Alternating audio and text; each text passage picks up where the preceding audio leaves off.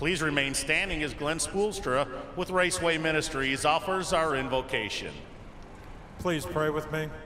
Lord, we just praise and thank you for this day.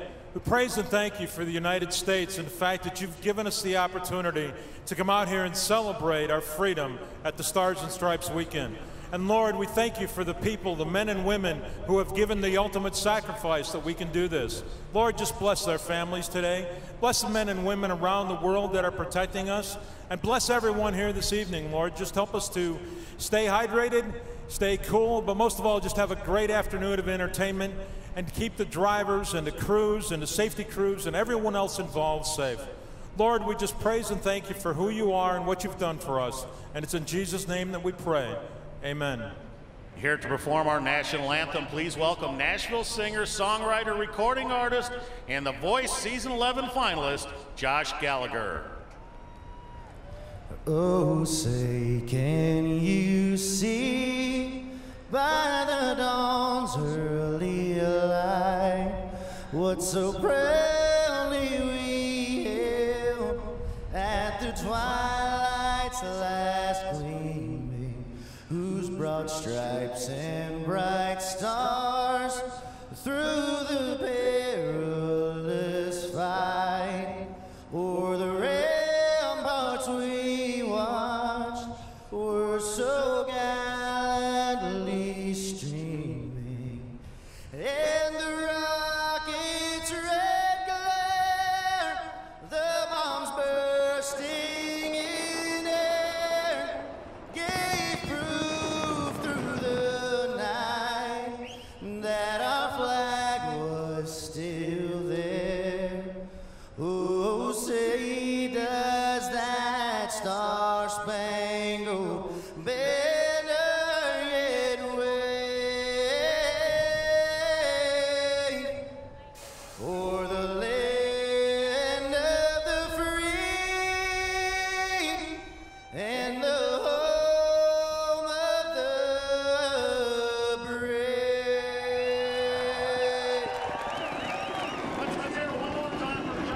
Beautiful view of the Stars and Stripes coming into Chicagoland Speedway on this Stars and Stripes weekend. Drivers are strapping in. They'll fire the engines up when we come back.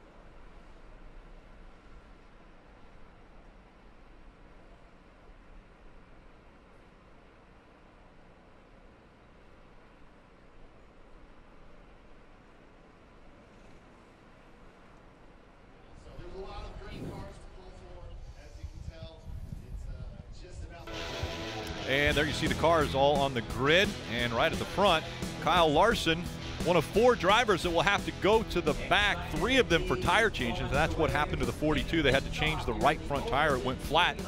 And the 4 goes to the back as well for adjustments. Let's get more of the stories that are taking place from pit road. We start with Parker Kligerman.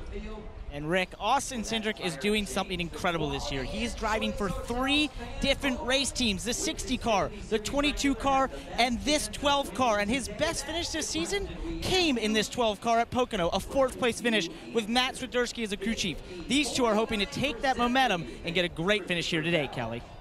Parker, Cole Custer is lined up 12th, but he too will have to start this race from the rear after changing a flat tire from qualifying. But Cole thinks he can move through the field pretty quickly. He told me he thinks he can get into the top 20 by lap 5, and he hopes to be in the top 10 by the end of stage 1. Should be a lot of fun to watch, Marty. Kelly, no doubt one of the stars in the NASCAR Xfinity Series, Elliott Sadler. How big was his points lead earlier this year? Well, in the last 2 races, he's lost 58 points to 2nd place, and he's still in the championship lead. He told me because of our 2 bad races, nothing is going to change with this one team. We're still going to be aggressive in trying to pursue wins. What will change today, Elliott's going to have ice bags inside of his fire suit at every stop, Dave, trying to keep him cool on this very hot day in Chicago.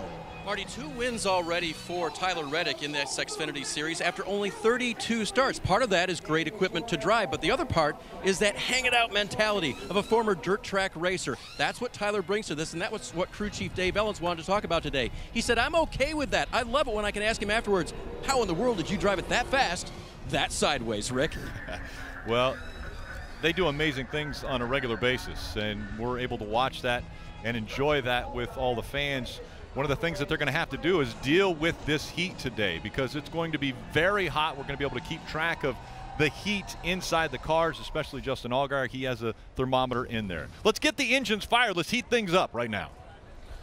And now for the most famous words in motorsports, please welcome your Grand Marshal, the Vice President of Operations for Overton's, Chris Schindler. Drivers, start your engines! Ready. Step 4 radio check. Alright, when you're ready. I'll let you know when to get ready to roll off.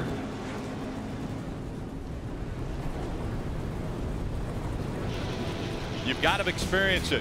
When the engines come to life, these cars roar. It shakes your chest. And we're going to hear a lot of that for 300 miles.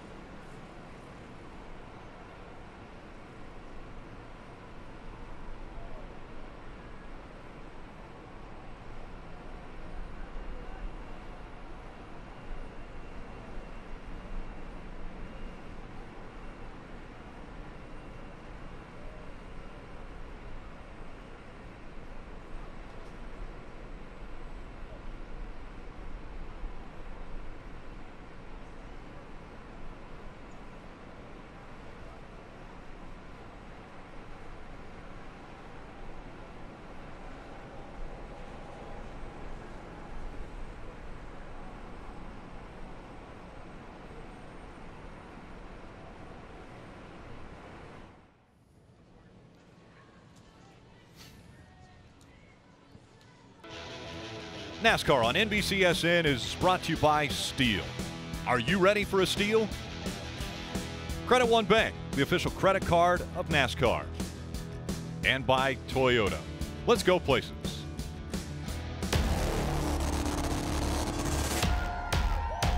To the 1,000th of a second, it's a dead heat. Damn, that's close.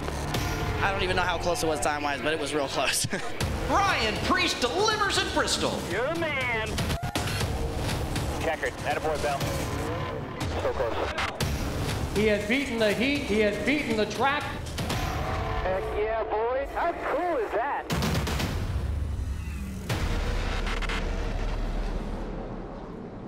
NASCAR Xfinity Series Racing from Chicagoland, telecast presented by Steel.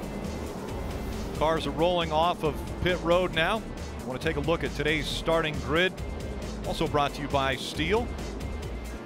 Up front, it's going to be Kyle Larson and Tyler Reddick. They're getting the nod as far as starting in the front row, but of course Kyle Larson, with changing the right front tire because it was down, he will have to go all the way to the rear for the start of this race. And Rick, I like 3 young drivers in row 2 all the way through the row 4. Austin Cindric, Brandon Jones, and Matt Tiff.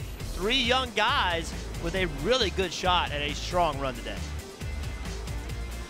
Back here in row 4, you see Tiff and Elliott Sadler, the veteran, still looking for a win. Row 5, there's Daniel Hemrick. He's going to have the helmet cam today. Cole Custer in row 6.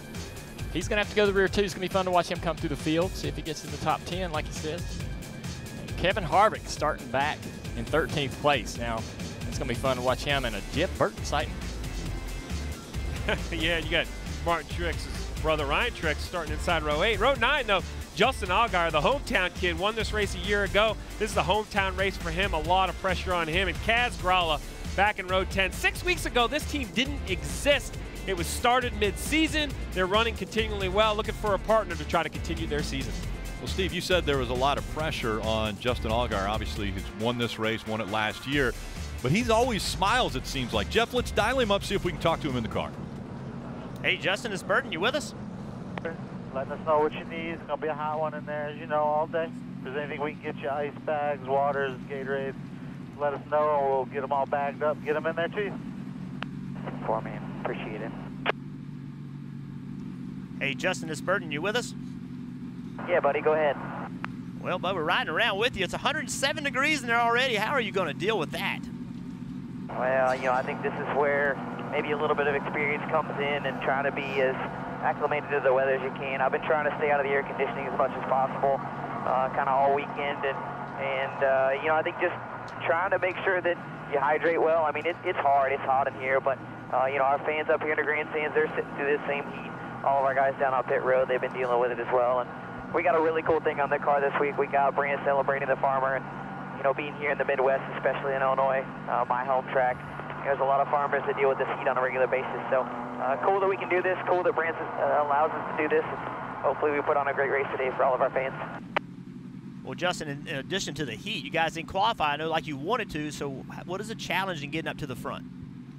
Oh, well, managing, you know, wanting to go fast early on and tearing your, you know, basically running your tires off of it too early. You know, this place is hot and slick.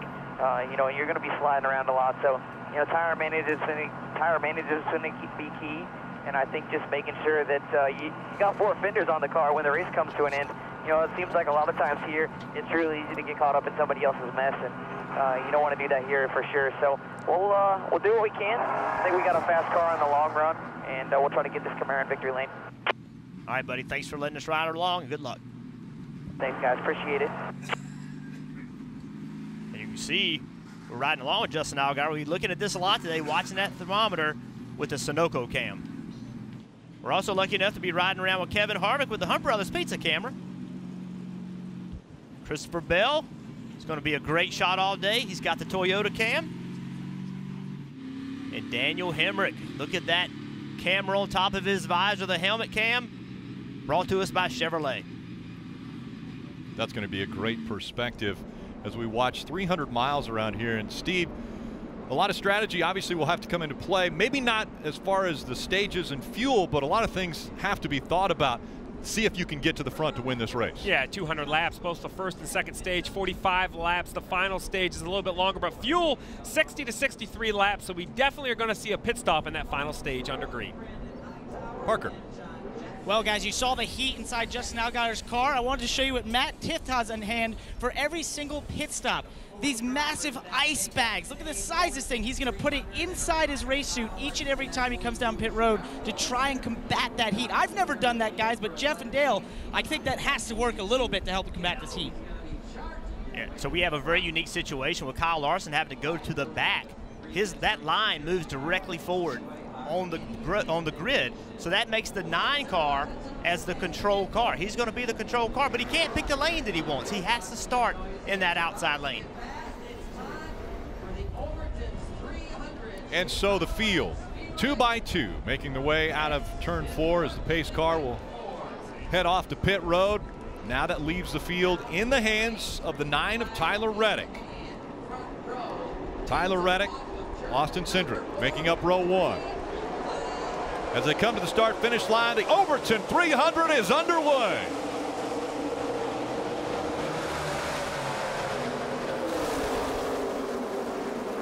You see what we're talking about with this racetrack. So many different grooves already trying to get 3 wide. That outside is just as strong as the bottom. Even stronger a little bit. Here's the 9 car takes the lead down the back straightaway. That's a lot like the truck race where that outside line carried the momentum and worked for the 9 of Tyler Reddick, who now easily commands the race.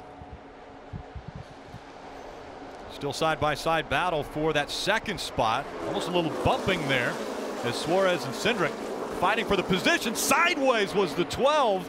Cindric able to catch it, though. And he's going to be in the middle of 3 wide. They're going to try to use that loss of momentum. You see Kaz Gralla at the bottom of the racetrack with trouble.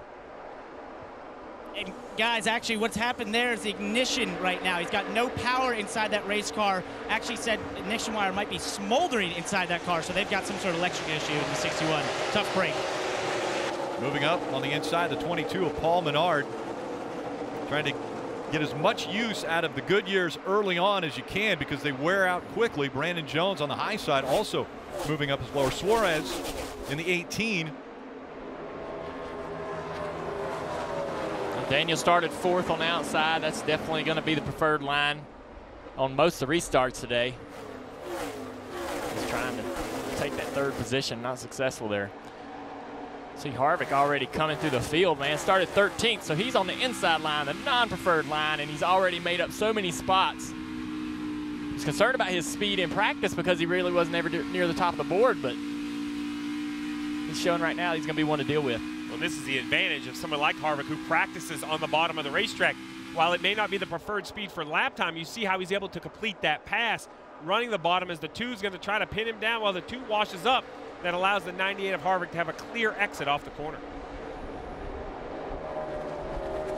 We're going to go to Hemrick here. We're going to go inside right along with the helmet cam to show you how rough this racetrack is. There's a bump right here going off, wham, right into turn 1. That's like driving off a set of stairs. He's got to really dial it back and roll the car down into the bottom, stay out of the gas. It's rough all the way around the track, but that bump into 1 and then another one down here into turn 3 and 4. There's a big tunnel in the middle of the corner. Big bump coming up. Struggle to try to get back to the gas there and keep the car comfortable through that. We'll be working all day with these cars trying to get comfortable. Even during the race, you'll be asking the crew chief to get me more comfortable over the bumps. That's almost an impossible task. Well, someone who's comfortable to start the race, even though he had to give up all of his track position. The pole sitter, the 42, that orange car right there of Kyle Larson, he started tail of the field, even qualifying first because they had an issue.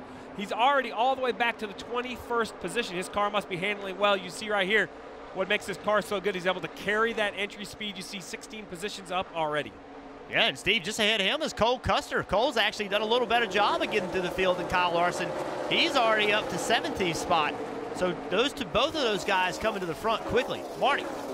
But you see the 42 of Kyle Larson coming up. No doubt this is going to be the show early on, that 00 and the 42 coming to the front of the field. I asked Kyle and also Kevin Shipwood, his crew chief, is this going to change anything for you guys? And they kind of laughed, said no. May just make us go to the high line a little bit quicker, but they're running all over the track. That's one of the great things about Chicago, Jeff. You can run anywhere and pass cars, and they're passing them in chunks early on. Well, you can see right here, Larson picked the bottom and Custer picked the top, and they've got cars in front of them that are just a little bit slower, and it'll be interesting to see which lane works. I think right now Custer, well, I thought he had the best lane, then that jumped on the outside. So this is a battle to get through these slower cars, Junior. Yeah, these guys already starting to use that top groove. Larson's gonna be the best at it today, but Cole won out right there, and Larson saw that. Won't be any surprise to see him start moving up the track now. Here's some action from last year between these two. Yeah, surprisingly, Larson's on the bottom, right? But he's going to slide up, which we see these dirt guys do a lot. Slide up. What's Custer going to do? Get a great run, the crossover move down the backstretch. Custer, he's got some dirt experience too, but this racetrack just provides so many different lanes for these guys, and it created an awesome battle. I think this is exactly what we're going to see today. It almost looks like what we're seeing today. Yeah, again, that was last year. Take a look at this, though. Now, Reddick has his hands full as Suarez has caught him right on his left rear quarter panel. It was 0.8 of a second, the gap between these two. Now it's almost nothing as Tyler Reddick searching for that grip. I'm surprised by Suarez's speed this early. I didn't anticipate him really being able to get up there and challenge so quickly. Yeah, but you keep talking about the racetrack. This is what we love about multi-groove races is, look, the 18 doesn't follow the 9, not because his car wouldn't be better in the top groove, but Dale, not following the 9, losing that downforce. That's the advantage, right? He's just searching for that clean air. Yeah, I mean, you can't run behind the guy. You're going to have, you're going to get aero push and all those things. So this track provides you opportunity to go wherever he's not. Go where they're not, and try to put air on your car and get that front grip. Dave.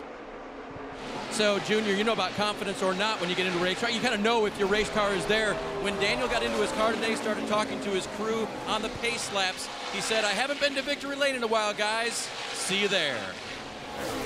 This says a lot about Daniel's talent. We were talking about his, where is he talent-wise when we were in cup practice earlier today? Well, he hasn't ran in an Xfinity car since Daytona, but that was a super speedway. He's been in 1.5 miles since last year. So he's able to jump in with confidence, go out there and make it look pretty easy. But also, Dale, I'm actually watching your driver. You own that 9 car, one of 4 Junior Motorsports cars in the field, because I've liked what he's done all year speed-wise. I just feel he pushes himself into a few mistakes. Yeah. So right here, is he comfortable holding off the 18, or is he over-driving it? I'm watching that 9 to see if he makes a mistake. Already running the top, there's just not a lot of room. But here we have the 18 making a run on the inside. Here comes Suarez again, trying to take the lead away from Reddick. This time it looks like he's going to make the pass. He's going to move up the racetrack, maybe take a little bit of that air off the 9 of Reddick. So Suarez now takes the lead here at Chicagoland. Suarez, the 2016 Xfinity Series champion, out front here.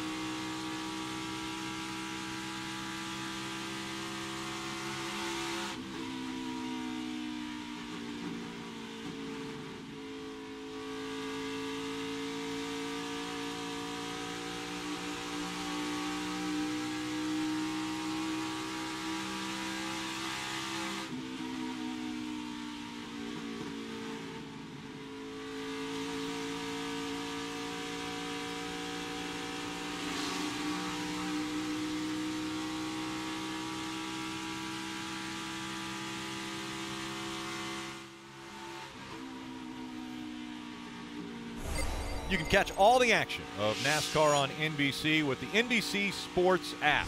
There's driver stats, track information. You can even watch alternate camera angles if you would like. That's all on the NBC Sports app to help you enjoy more of the broadcasts. We see. Well, it's been well documented today, 92 degrees, but that feels like 108. The humidity in the air just really, really makes it seem even warmer. We have a great sneak peek into just the conditions that these drivers have to put up with. Look at that thermometer on the headrest of Justin Allgaier's car, 150 degrees. That's a sensor that's a little bit lower in the car, down around the base of the seat. That gives you an idea of the conditions these guys are driving in. Dale? That's just going to get worse as the race goes on. We're going to look at a screen here, a screenshot of some ice that Tiff's going to try to put in his suit. I don't even know how this is all going to fit in there.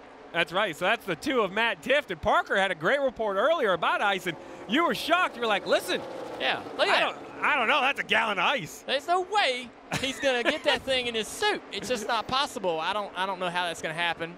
But I like the idea. Put it in your suit, close to your chest. I've always learned cool your core temperature really helps you kind of stay in the moment. But the driver doesn't want that to leak out of that bag. The fear is that it goes down the bottom of the seat and boils, and which does happen. And so he's got to be careful when he puts that much ice in that suit and then pulls those belts tight that he doesn't bust the bag or the bag doesn't leak out or anything like that. So that's going to be a lot of ice to get in there.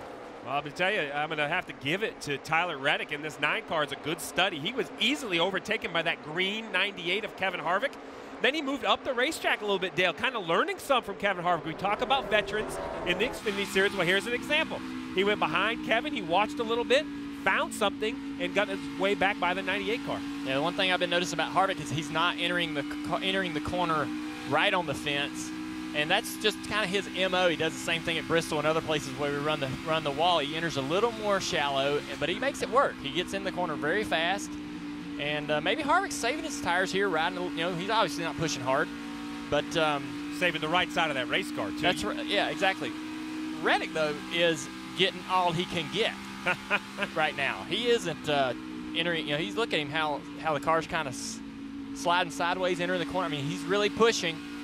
And if you do that all day long, you're more than likely going to get in the fence a little bit. These cars can, take a lick like that and keep going, so no real concern, but Harvick's not going to take that chance. Well, on the bottom of the screen, we have the 42 of Kyle Larson, the 00 of Cole Custer right here. They're catching the 7 of Justin Allgaier for the 11th position. These two cars started last in the field today. They're already moving themselves back up and really moving all around the racetrack. You see that orange 42 right up against the wall. No shocker, but he's able to get off the wall, Dale, to complete passes. Yeah.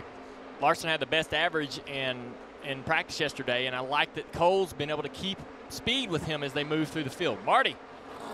Yeah, Junior, it's almost been the battle within the battle to watch the 42 and the 00 come up through the field. You see Larson running the high line, trying to find his way around Justin Allgaier right now. Matt Tiff right in front of them. But I'll tell you what, it's been impressive about what Kyle Larson has done. He's worked the high line, but he's mostly worked the bottom to get around all these cars. I think they expect Kyle Larson to go high, and you see him free right there coming off turn 2, Kelly. But he's worked the bottom and the top to get around all these cars.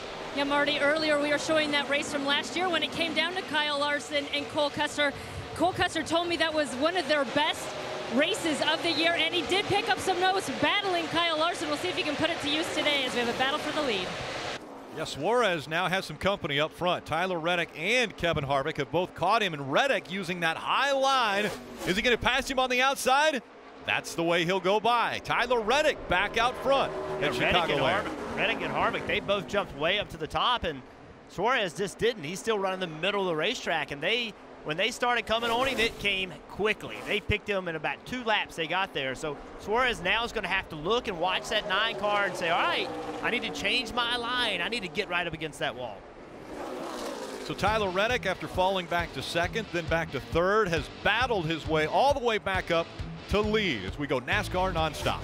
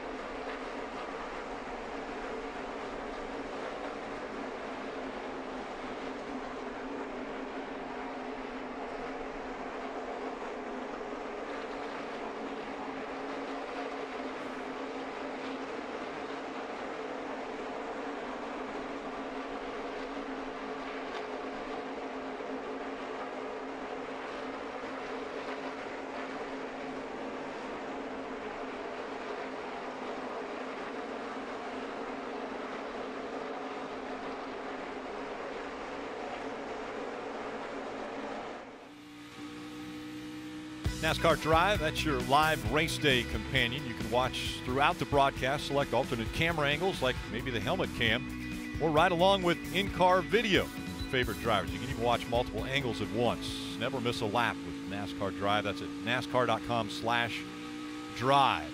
You're watching Xfinity Series Racing from Chicagoland Speedway. This telecast presented by Steel. So, Junior, you and I were just having a conversation. Tyler Reddick, you said you weren't surprised to see him up on the fence, the dirt racing experience, but then you mentioned you can't do it all day. And you and I had that conversation. We were driver and crew chief. Yeah, it takes so much focus to be able to enter as high as he's entering. He's entering on the fence, and then to control the throttle to keep the car out of the wall, but get as much throttle as you can to maximize the speed around the top and down the next straightaway. So that's hard to do lap after lap after lap after lap. And as you get toward the end of the race, your mental focus is deficient. You know, you're not quite as sharp and as fresh as you are at the start of the race, and that's when you can make the mistake and get in the fence if you're not paying attention. But he's really taking a risk by running there this early and this hard. And one of the things that I would hit the wall. You know, when me and you work together, when me and you work together, I would get in the fence, and you'd go, why are we in the through 200 miles left? And so we devised a plan to where if I was, leading the race and had a couple tenths to give up, you'd tell me, like, you don't need to run this hard. But, dial it back just a little bit and take that risk level down. Yeah, that's the experience of someone like Kyle Larson. That's what he knows. But as far as Tyler Reddick, you mentioned that 9. I think Dave Ellens and Earl Barberin can help them do that, manage the situation for him. That's been the toughest thing with Tyler is he's just press, press, press. That's his mentality behind the wheel. And it is going to be a responsibility of the crew chief, the spotter, to control that energy. Well, the advantage Tyler has is he started the year off with a bang, racing that one of Elliott Sadler at Daytona. You're getting ready to see the closest finish in NASCAR history. Tyler, he was in the right place at the right time during a lot of the late race incidents, as you see right here. Just in the right place at the right time. You can say he's a rookie. He doesn't know how to get up through that crash. That was just pure luck. But right here, that's not luck. That's being aggressive, making a block to give himself the opportunity to do this right here. Win the race. And then this finish is like .00, lots of zeros and a 4. I'm not going to pretend I'm good enough with timing and scoring to know, but look at that, just a few inches. Yeah, guys, we talked about the different lines of this racetrack and how Reddick is running that very top. Well, look who's back in the picture by doing something completely different. Kevin Harvick is running the middle of the racetrack in 1 and 2. It kind of breaks even with him. It really doesn't gain much over here, but doesn't lose much. You can see right there, Reddick gets a big run through the middle. It's getting blocked by a slower car.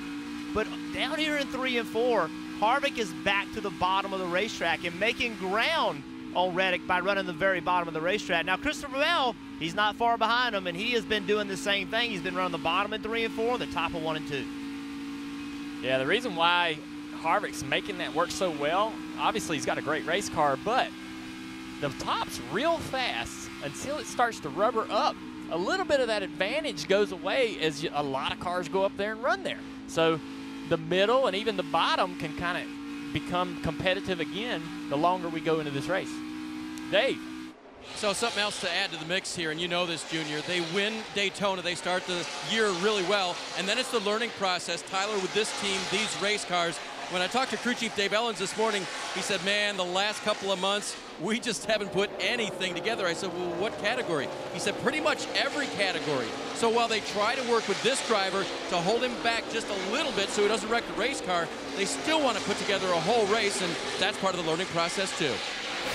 He's not wrecking a lot of cars. He just right sides them a lot. And that's, and that's okay. So that's the difference between a driver and a crew chief. A crew chief, that's wrecked. That's wrecking. Yeah, that's wrecked. To me, the Xfinity cars can handle that kind of action, though. Marty. Hey, Junior, it's fun to watch these race cars run all over the racetrack. Christopher Bell trying every line he can. Of course, as a former dirt guy, you're talking about Tyler Reddick with all that dirt experience. He's running the top as well when he can. He also said that they're a little bit too free on exit. A lot of drivers screaming about that right now. So, Junior, you as a driver, you want fresh tires. But, Steve, with it going green here in the first stage, you as a crew chief, the blood pressure has come down a little bit because that's going to save tires for later in the race when Junior's screaming for him when he needs those to win the race, right? Yeah, Marty, you start on the set of tires and you have 5 in your pits, which seems like enough until you have an odd caution in the middle of the first or the second stage. So the whole first stage running green with only 7 laps to go. If that happens, that will make the decision-making for the crew chief much easier later in the race.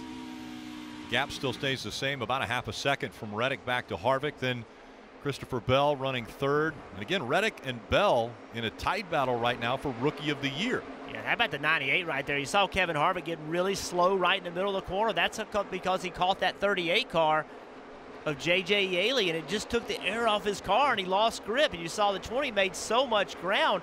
Wasn't that Harvick did anything wrong? That's the problem when you get behind another car. So Reddick is driven away from these two, and a lot of that is because of how they've caught this lap traffic. Reddick was able to get by them a little easier by running around on the outside. Harvick got caught up a little bit trying to run the middle. Think about this. Kevin Harvick has won at this racetrack in the Xfinity Series 3 times. He's won here 3 times. The guys in front of him and the guy behind him have never raced on this racetrack. Reddick and Bell are rookies on this racetrack in the Xfinity Series, and right now they're holding their own against the Cup veteran. And on top of that, they sit and watch these races on Sunday where Kevin Harvick is the man. Like, he's the guy you got to beat. And they're sitting there thinking, you know, Reddick right now is saying, hey, man, I'm beating Kevin Harvick. Christopher Bell saying, I'm as good as Harvick. So that's huge for momentum and for confidence for these young drivers. You see right here, this is a replay, and that 98 car, he just got behind the slower car, and it just killed his momentum. And that's when you hear drivers talk about an aero push or you know, an aero problem behind other cars, that's exactly what happens. Kelly.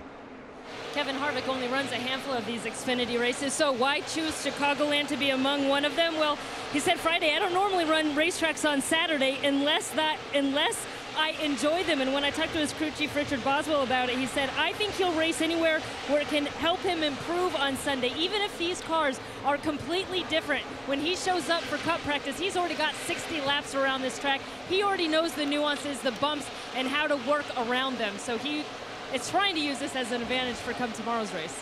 Reddick's pulling away from him as well. Reddick now with a 1.2 second lead. Junior.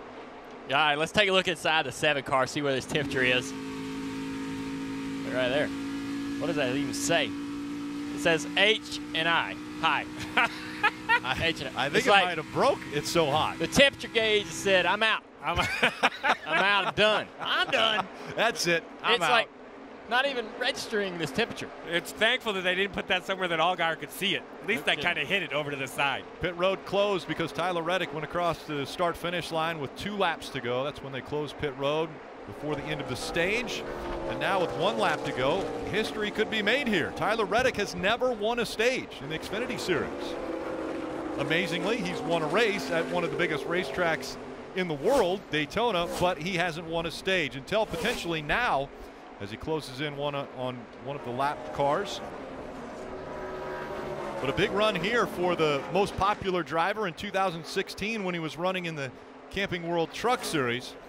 Tyler Reddick will come out of turn 4, and for the first time he will see the green and white checkered flag. How about Christopher Bell making the move up to 2nd as well. Harvick finishing 3rd.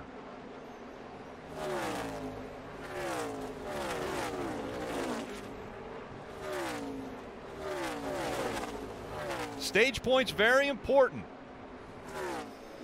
And that playoff point, that's Tyler Reddick. He's locked into the playoffs with his win at Daytona, but another point to help him try to advance to the Final 4 at Miami is always welcome. Tyler Reddick, the 22-year-old, wins stage 1 at Chicagoland.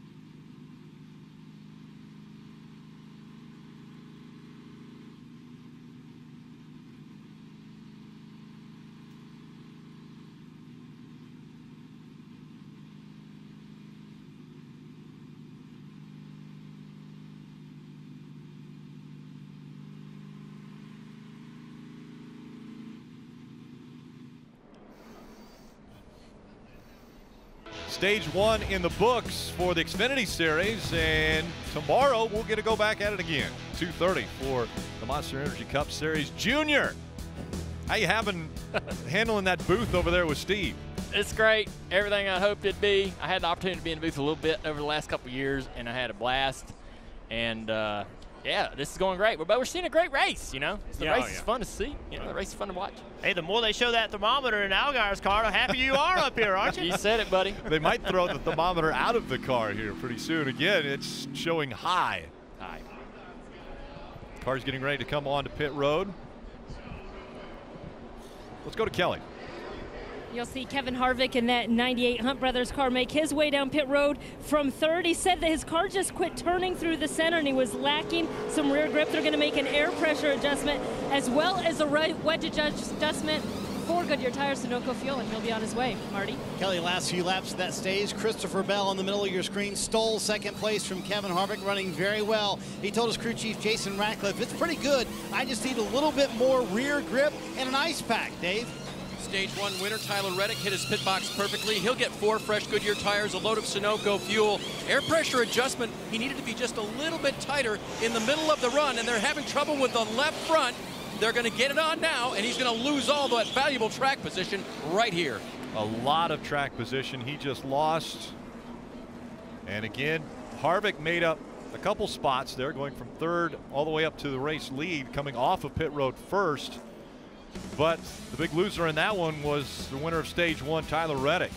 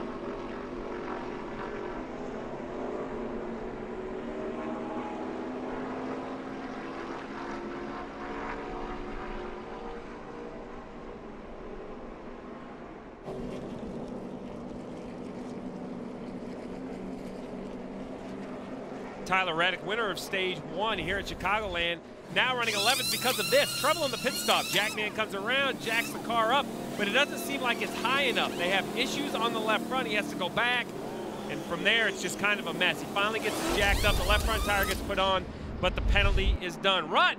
I heard it's hot out, and you have the best seat in the house. Is that right?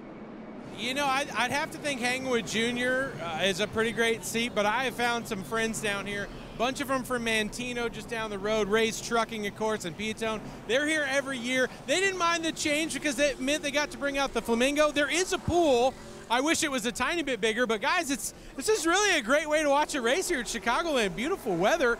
There is room if you two want to come down, Steve and Dale. Hey, SPF at least 80 on them legs, Rod? You know it's 100, brother. Woo! Man, I'm telling you, those things. But that is, you got to watch a race, bud. That's the place to watch. This is it. Very comfortable looking. Very comfortable. You're a little jealous. May I? We got snacks too, guys. Come on down. Well, we talked about the heat, and you heard about Parker Kligerman mention the ice pack that Matt Tiff wanted on the pit stop. Well, here you go, Dale. Did he even get it in there? Oh, he did. He did. He got it in. 2x2 once again as they come into the Geico restart zone. Harvick and Bell making up the front row. And we're back to racing at Chicagoland.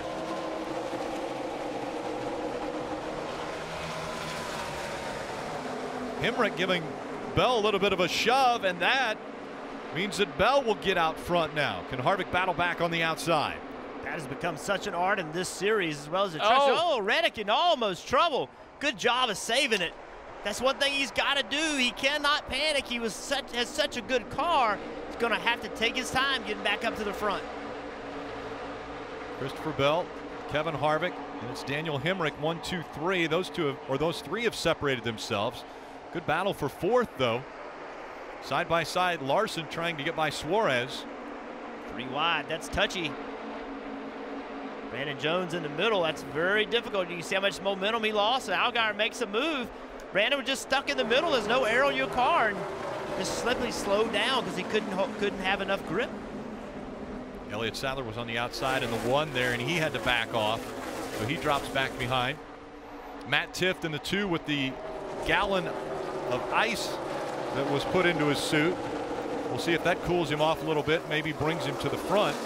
I can't imagine, as hot as it is, Tyler Reddick and the problems that they had on pit road, that he can't be absolutely steaming right now because of all the work that he did to get up front and now running 14.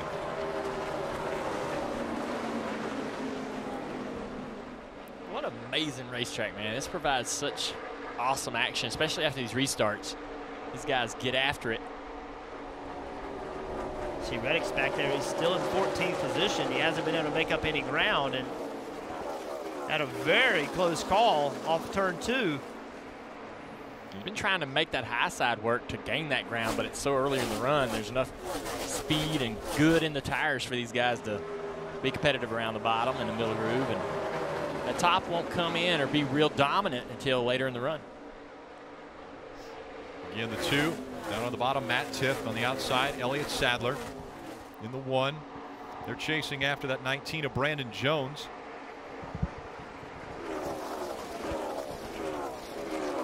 Junior, don't you think it's very difficult for Reddick right now? He was leading this race, won his first stage he'd ever won, and now he's back in 13th of not of his doing. Came in pit road, had a bad stop, and now he's back in the pack, and now he's got to work his way forward, and he's got to be controlled. His crew chief, his spotter, they got to get on him and say, look, man, it's a long race. We can still get back to the front. Dave. He's doing a good job of hiding his emotions, referring to whether or not he might be steaming in there. Here was the radio immediately following the stop. Take care of it, man. We'll get it back. They'll get you fixed up on pit road and get you some back, too. In 4? I got faith. I'm not worried about it. There was a sorry about that preceded all that. They sure didn't want to give up that spot, those spots on pit road, but I think they've got it collected, and Tyler will find a way to get back to the front. I was impressed by the demeanor and the way he said that. I mean, he said, it's okay. We'll get back up there. You know, cooler heads always prevail, and we saw that out of Tyler Reddick already, just being calm and collected after something like that happened on pit road. He's with a championship winning crew chief. That's Dave Ellens, who won the championship last year with a rookie driver, William Byron. So I think Dave knows how to handle that situation and try to calm his driver down, and so far so good. Now the hard part will be chasing down Christopher Bell, who's also running for Rookie of the Year out front of Kevin Harvick.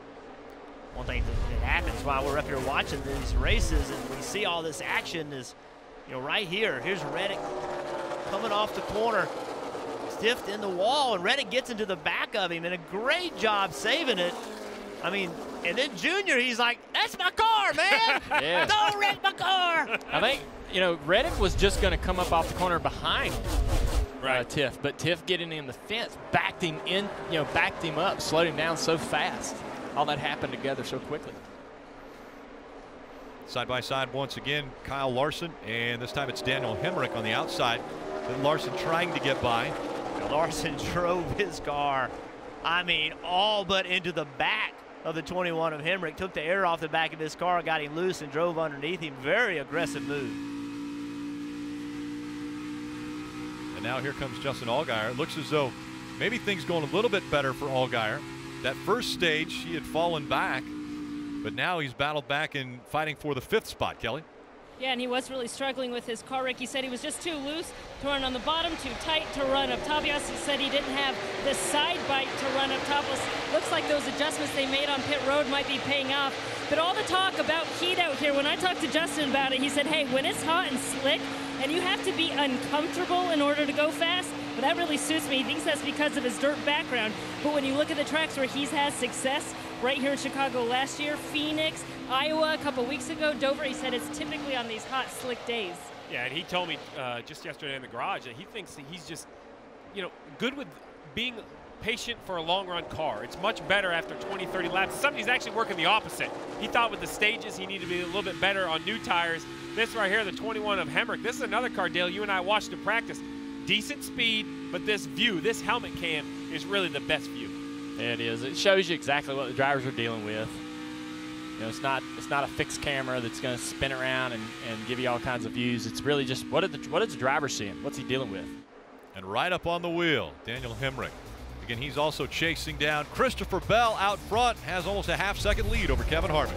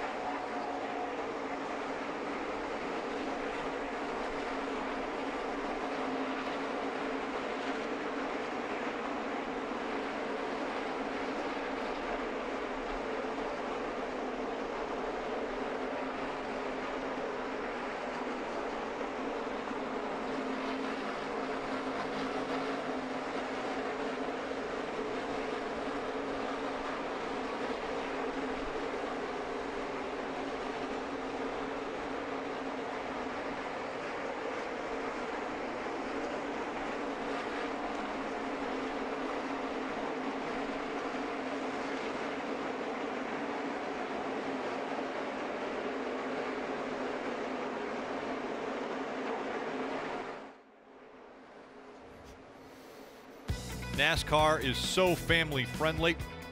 Kids 12 and under, they're free for every Xfinity and Camping World Truck Series race on the schedule. And then you can get discounted tickets for the Monster Energy Cup Series events. Just go to NASCAR.com/kids tickets to learn more. You're watching Xfinity Series racing from Chicagoland Speedway. This telecast presented by Steel. And the gap between race leader Christopher Bell in the 20 and the 98 of Kevin Harvick, that gap now gone. Well, watch this 98 car. He's using the top of the racetrack, and if he can just break even with Bell through the corner, he just is so much faster down the straightaway because running that outside lane keeps your momentum up. So look at what happens on the straightaway. Now what's Harvick going to do with him? Is he going to try to jump on the inside of him or keep working that outside? He goes try to go make the bottom work. As these guys are racing side by side, you got the 42 car behind them, and he could get in this picture really quickly. As we see, Larson, he's running right on the fence. Down to Marty.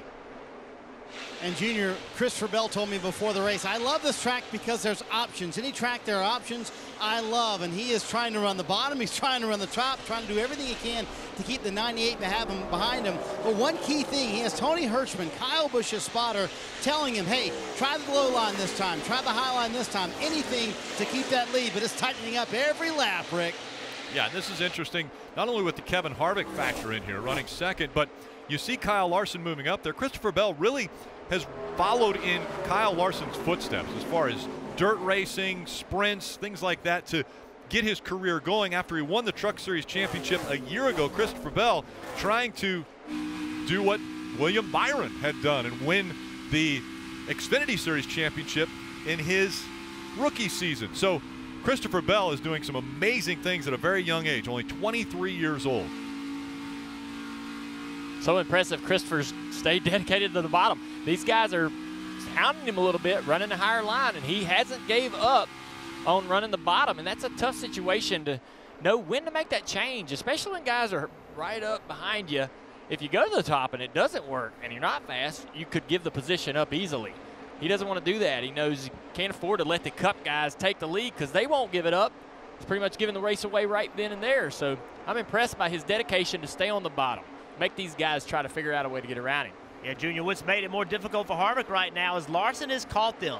So now Harvick has to protect a little bit. He tried to get around the bottom. It didn't work. Now Larson's going to fill that gap. So before Larson got there, he could go wherever he wanted to go. But now Larson's there. Now he's going to pay a price. It's going to be 3 wide off of 4. 3 wide for the lead, and right on by goes Kyle Larson on the high side. What a momentum move for Kyle Larson. He steals the race lead away from Kevin Harvick, who looked like he was going to take it away from Christopher Bell there, but now he's fighting for that second spot. Christopher Bell all the way up against the wall, and Kevin Harvick slides up in front of him now, and he'll take second away, but it's Kyle Larson, the man on the move after starting this race at the very back of the field because of a tire change before the race started, has made his way all the way up to the front and now leading at Chicagoland. 18 laps to go, now 17, as race leader Kyle Larson continues to gap second, who's Kevin Harvick. He has almost a second on him now, so people are going to be watching this and moving up the racetrack.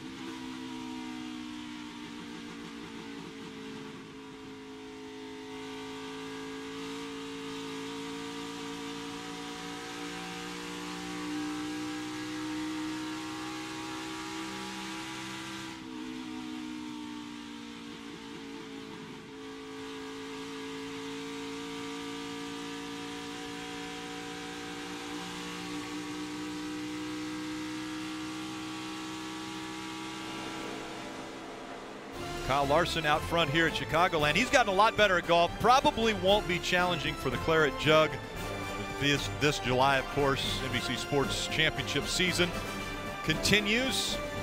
You don't want to miss it. The Open. That's July 19th through the 22nd on the Golf Channel and NBC. You're watching coverage of the Overton's 300, of which Kyle Larson has now been out front for 7 laps. It's been dominated by Tyler Reddick, Christopher Bell, and Daniel Suarez. Reddick had led 35 laps. Christopher Bell was out front for 20, but then the 3-wide pass put Larson up front now. And Tyler Reddick still trying to fight back after a bad pit stop. Reddick now has made his way up to 11th and trying to take 10th away from Elliott Sadler.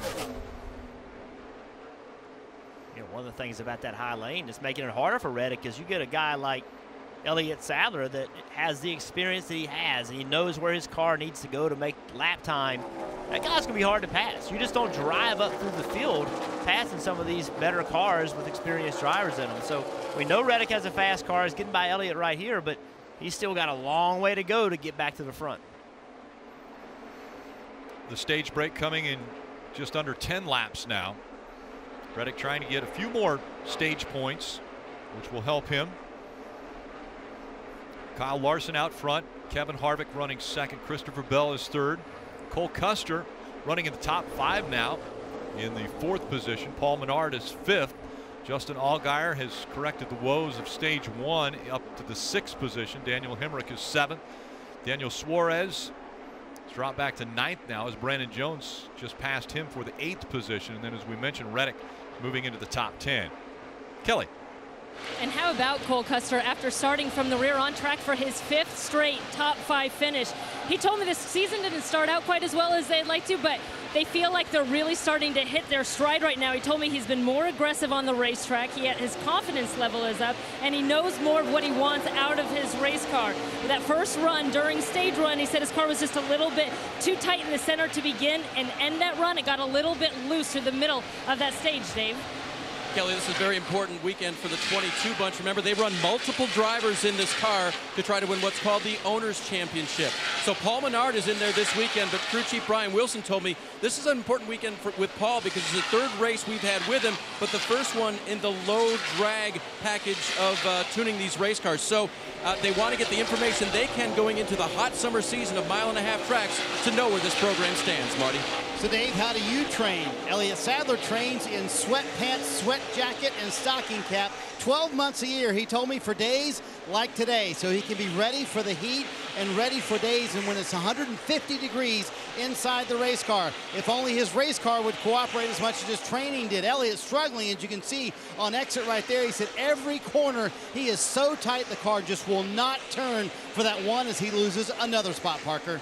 And it's a similar story for Matt Tifft in the 2 car, Marty. He's been struggling with a tight race car, and we talked a lot about race car drivers throughout this race like Kyle Larson, who instinctively move around the racetrack. They search for grip. That has not been the case for Matt Tifft. He's had to work with his team on these worn-out 1.5 mile tracks in practices by moving around, by forcing him to move around. And actually, at one point in this race, when he was complaining about being tight, his crew chief, Randall Burnett, came across radio and said, hey, remember about going up top. It'll help you loosen up. So they're having to remind him to use all of that racetrack. Just the journey of a young driver trying to learn here, guys. Larson, when he made that pass, we talked about how amazing it looked, like he was just shot out of a cannon going by those guys. Well, he didn't slow down after that. He's got a 4-second lead over second place Kevin Harvick right now. Is Kyle Larson, he's only got 5 laps to go, but is he running his tires too hard right now? I think right now he could back off a little bit, but maybe he is. Maybe he's that much faster than the rest of the field. Let's listen to what the 42 has to say. Tight on the bottom, a little free up top. Yeah, my entry's tightened up as I've entered harder. Up top, I'd say my balance is pretty good. A little tighter on the bottom. Still ran a 33.16 when you ran the bottom of 3 and 4 that last lap. Well, I think what's amazing is not only is he giving good feedback, but he's just calm, running right against the wall. He sounds like he's sitting next to us, Dale. Just, hey, my car's a little tight. I need a little this. You know, very good feedback for his crew chief, but his calm demeanor is what shocks me running right up against the fence. Yeah, running that fence, he's got so much experience doing it. So he knows what he's doing. He's not a guy that you're worried about getting his car tore up and right side of the fence all race long. Down to Marty. And Junior, I don't know if I had a free race car if I would want to run the high line like Kyle Larson is, though. But he says when he's in that high line, he's a little bit freer. But we've seen him run the bottom here today. We've seen him run the top. We've kind of seen him all over the racetrack to be able to get from the back to the front here this afternoon. But Junior, he said a couple of weeks ago, I feel like I used to have to run the top. Now I don't feel like I need to. I can run the bottom when I want to or the top. So now he has options because they've made their cars better at Ganassi. Maybe you can explain that a little bit more about how that affects the driver. Yeah, I mean, you run the top because there's more speed up there. You don't want to. You don't have to. You see, watching this race, Harvick and those guys still running on the bottom. That's where you prefer to be, but you go up top to find speed. Well, he had to go up there last year, a lot of the season, to try to improve his car and give himself the best opportunity to run up front. And so he was up there out of necessity a lot of times last year. So this year he feels like he doesn't have to run up there as much. Well, in the 9, Tyler Reddick, the stage 1 winner, went all the way back to 14th with a bad pit stop and wasn't making much ground, but over the last 10 laps, he has been the fastest car on the racetrack.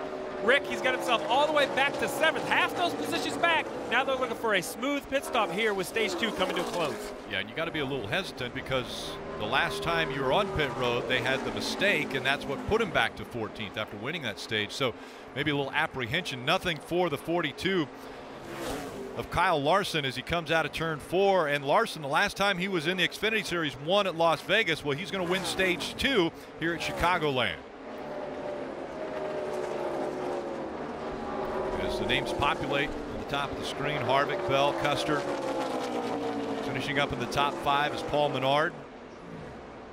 And then continuing on with stage 2 results, Allgaier, there's Tyler Reddick rebounding to a 7th place finish in stage 2. Hemrick, Brandon Jones, and Elliott Sadler rounding out the top 10.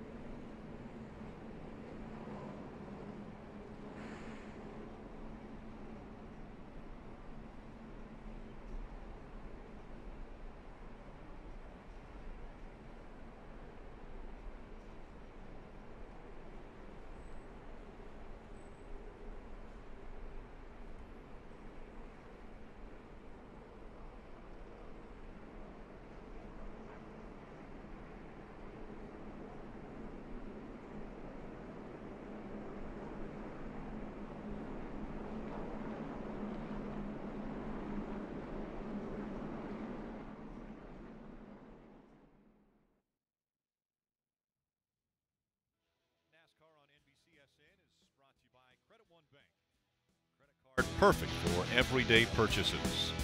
And by Steel. Are you ready for a steal? Crews are up on the wall getting ready for their cars to make their way onto pit road. And again, Kyle Larson winning stage 2. Big mover there was Tyler Reddick moving up into the 7th position after winning stage 1. Kevin Harvick, Christopher Bell, they're up there in the top 3. Kevin Harvick looked strong at times, but when it was Larson and Bell fighting for that lead, Larson really dominated the pass, able to get out front and had almost a 4-second lead at the end of that stage. There you see Allgaier's team about ready to go over the wall. And now let's focus in on some Xfinity regulars. We go to Keller.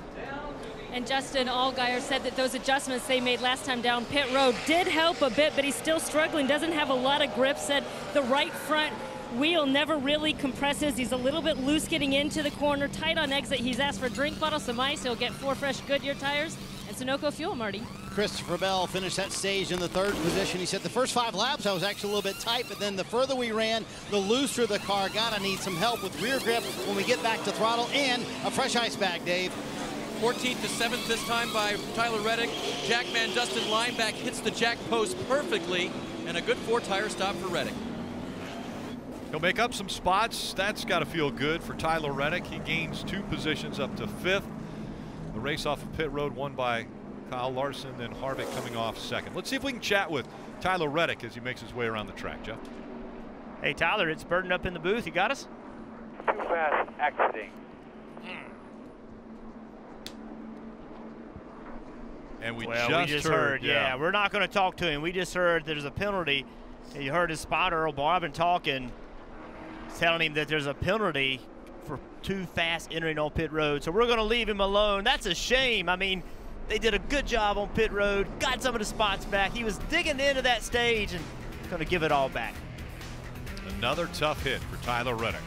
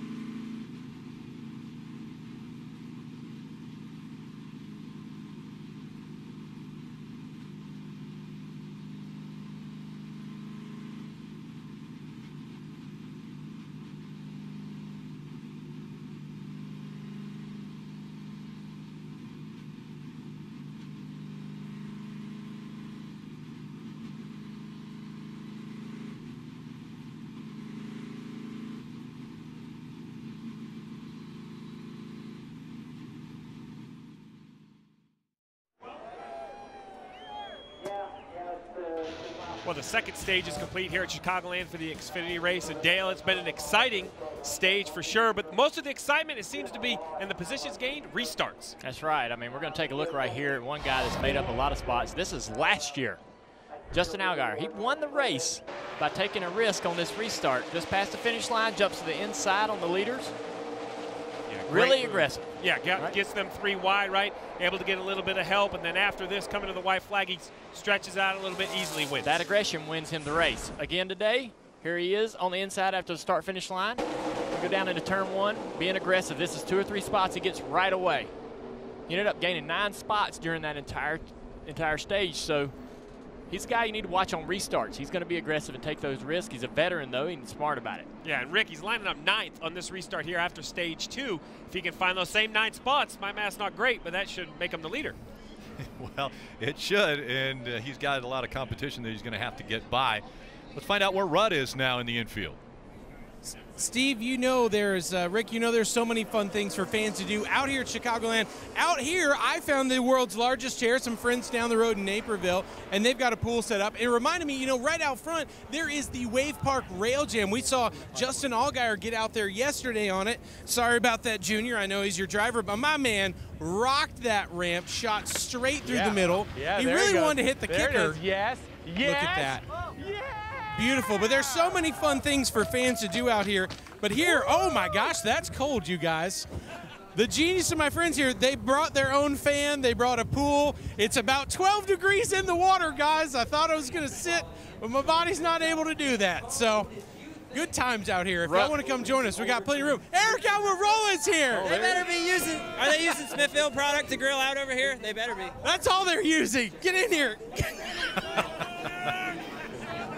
Fun had by all. Rut in his board shorts. Yeah. We had to tuck in today. Look at Tony Tony Stewart down there. Yep. Is that really what you are? Are you wardrobe jealous right now? I am wardrobe jealous. I can see. I got board shorts, man. I'm not surprised to see Tony Stewart near some beer and some bacon and some food, a pool. And a pool. Is he going to get him in? I really want to see this. No. Yeah, I really want to see this happen. Come on, Ruck, commit. This is the kind of fun that you can have at a racetrack. Make sure to make your way out. This is the exciting things that take place.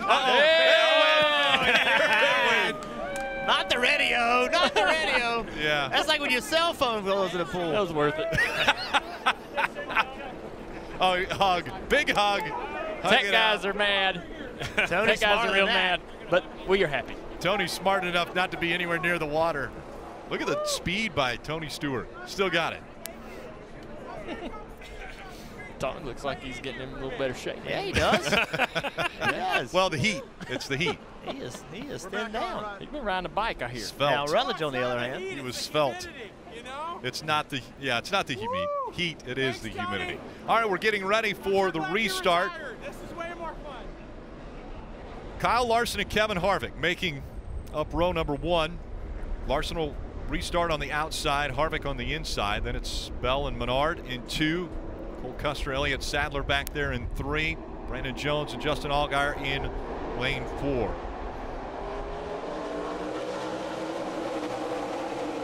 Told you to watch Justin Allgaier on that restart. Not a great restart. He's going to be 4 wide, it looks like, going down into turn 1. Chase Elliott jumped to his outside. But I think he's going to make it back right here. It gets a good turns 1 and 2. You see that red number 7 back about 4 rows. Carries that momentum. I had him starting 9th. He really started 8th on the outside, as you mentioned. Quit bragging on him, because that wasn't the restart I was hoping for. He's going to hold his own here. Cole Custer, a great restart, though, in the 0-0 up to 3rd.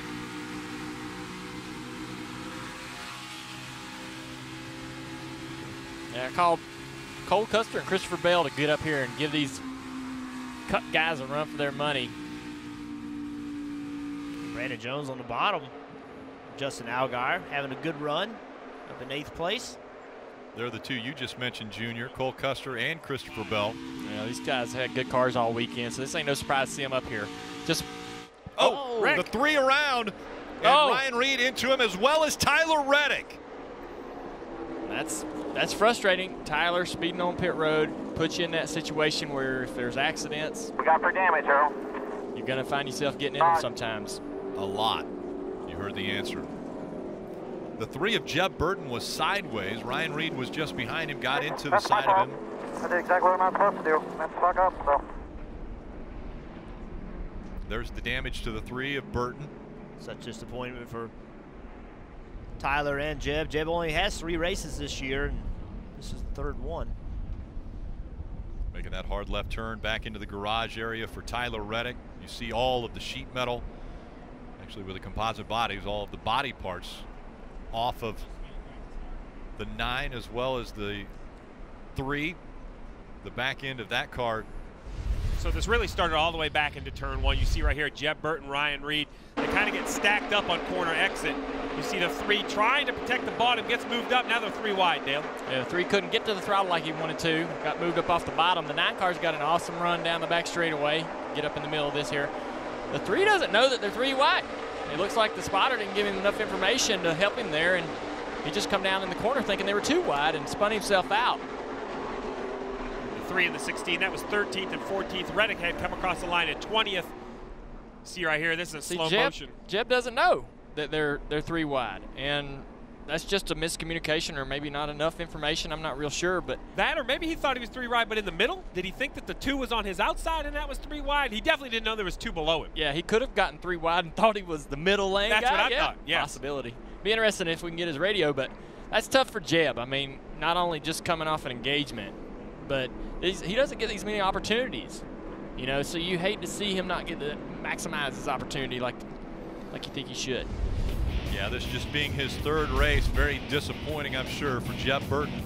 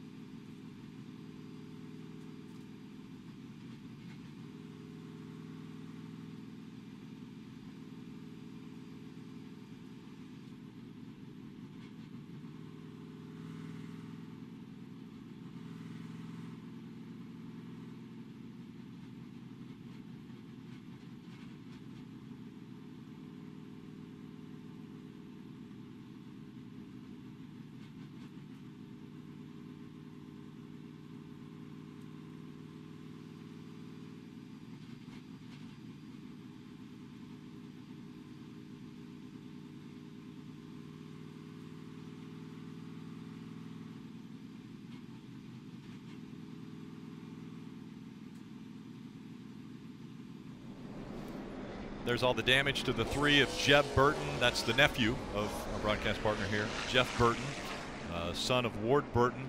Just again got engaged to Brandy Newcomb just last week, and now the disappointment of a wrecked race car.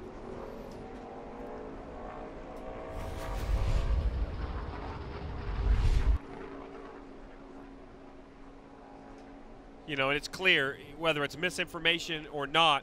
You know, you have to put that on Jeb, right? Jeb and his team and his spotter in the total of all of that, because he definitely, you know, the 2 cars were clearly underneath him. He went in there. I agree with you, Dale. He definitely didn't know there was 2 cars under there. He could have easily left them a lane.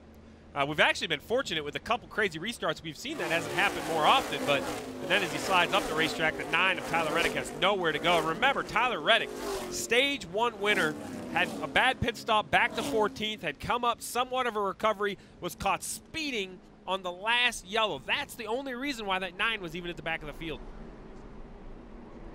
So you wanted the radio for the 3, Dale. Sounds like we have a little listen on the 3. All right. What the hell happened? 16 was on the inside of you, and he had one on the inside of him, and just ran out of room. Wasn't enough room for all 3 of you there. Did I come down on him? Did he come up into me? What happened? Yeah, it looked like you come down on him. And we just don't have enough information to know whether he was what he was told before that. You know, down the back straightaway, hey, you're 3 wide, hey, you're 2 wide, or did they not say anything? And you know, Jeb's, you know, all these guys, if they get that information, they're gonna usually do what they need to do to give that room. And I don't think that Jeb had that information, but really unfortunate for all these guys, all 3 of these guys right here. They need good runs. You know, they're trying to prove their worth and get future opportunities, and it's bad day for all 3. Parker.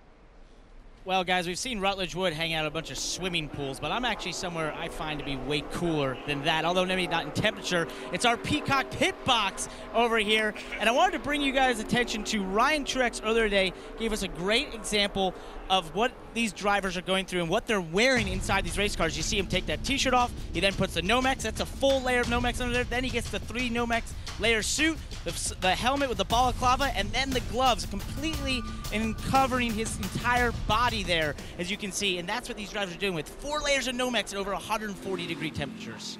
And the temp is actually now working again, or at least the thermometer is working over 154 degrees as we get ready to go back to green. Larson and Harvick once again 1 and 2. 3 and 4 wide, fanning out as they go into turn 1. This time the 00 was pushing Harvick down the front straightaway, kept him alongside the 42 of Larson. Larson still looks like he's going to clear him, but much better start for Harvick. And here comes Christopher Bell in the 20. Harvick back battling on the inside. Harvick trying to take that lead back away. down on the bottom of the racetrack. Bell's going to follow him down there. Larson stays up high. Now the battle's for second. Harvick out front. Christopher Bell on the inside of Kyle Larson. Don't count out the 0-0 of Cole Custer. He comes into the mix now, fighting for that second spot.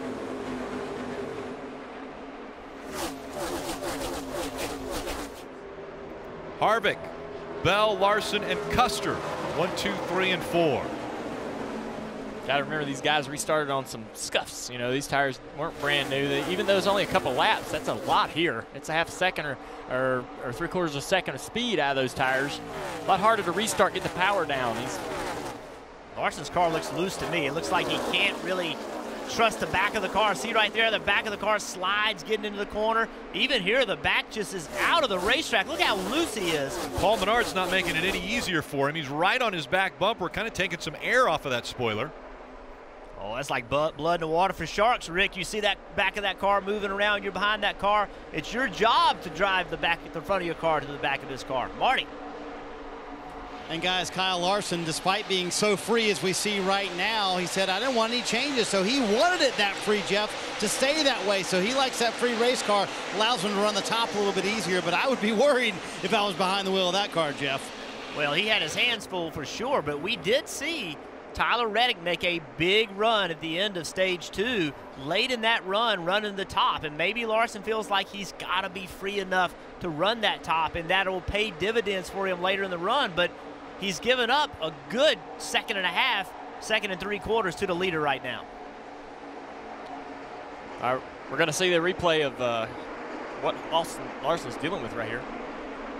Just got cars all around him, 22 right up behind him, taking air off the spoiler. And he wants to be on the bottom, but he can't get there because of the 0-0. We'll see how Harvick gets the lead on this restart. Gets a good shove here.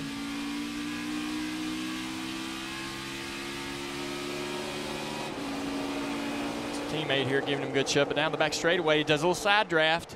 Gets a great side draft, slows down the 42, and this newer tires running that bottom. Harvick's going to get the position most times. Larson's dropped all the way back to 4th now, so it's Harvick, Bell, Custer, and Larson. Top 4. Then Daniel Suarez is running in the 5th position. Hemrick, Sadler, Brandon Jones, and Allgaier rounding out the top 10. Kevin Harvick out front at Chicagoland as we go NASCAR nonstop.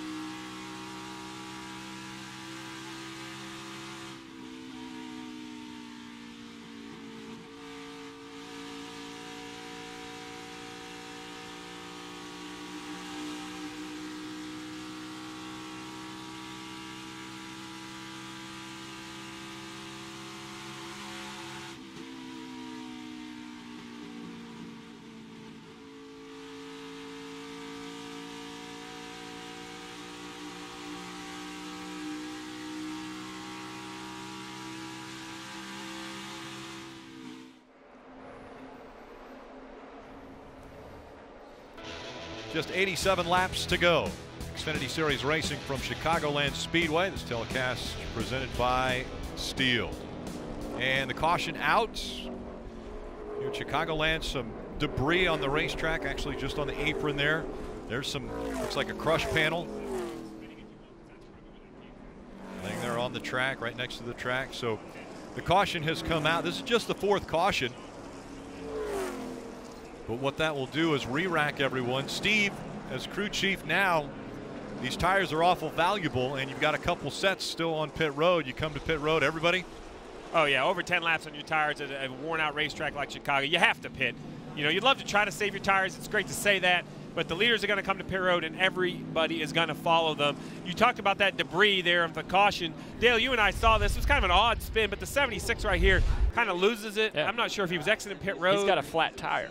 Okay. And so you see the this was laps ago, yeah. Right. So he either has a flat tire or this creates a flat tire, which destroys the crush panel on the car, and he throws it down on the racetrack. Yeah, so that's where that debris came from. But Rick, to answer your question, if you're in the lead lap, you better be on pit road if you want your driver to like you and if you want a chance to win the race.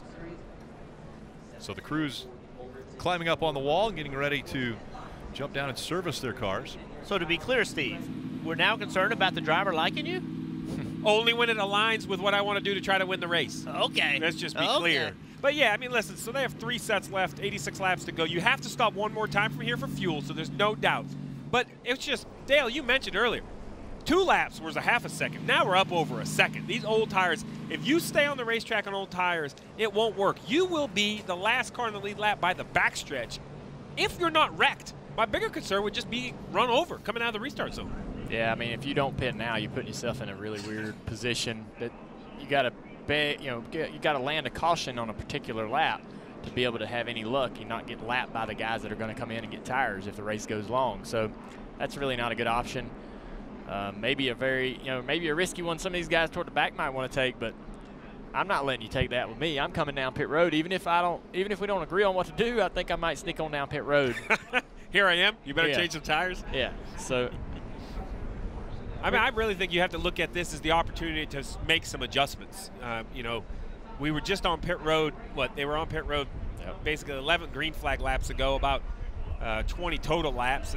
And you know you have 85 laps to go. You've kind of practiced all weekend. You've been on the racetrack. So now's the time. If you're going to make a good change, this is when you need to have it. Yeah, you got plenty of time to think about this decision as pit road's not going to open. It hasn't opened from the last lap or this lap because of cleaning debris off the apron in turn 3 and 4. So let's get down to Kelly. Yeah, with Tyler Reddick, who's now just out of medical, and I'm sure you're gutted after leading 35 laps of this race. The speeding penalty set you back, and then what happened? Well, yeah, just got caught up in a mess that we really didn't need to be in. That's on me. We've been really aggressive on pit road and it's gained spots all year long.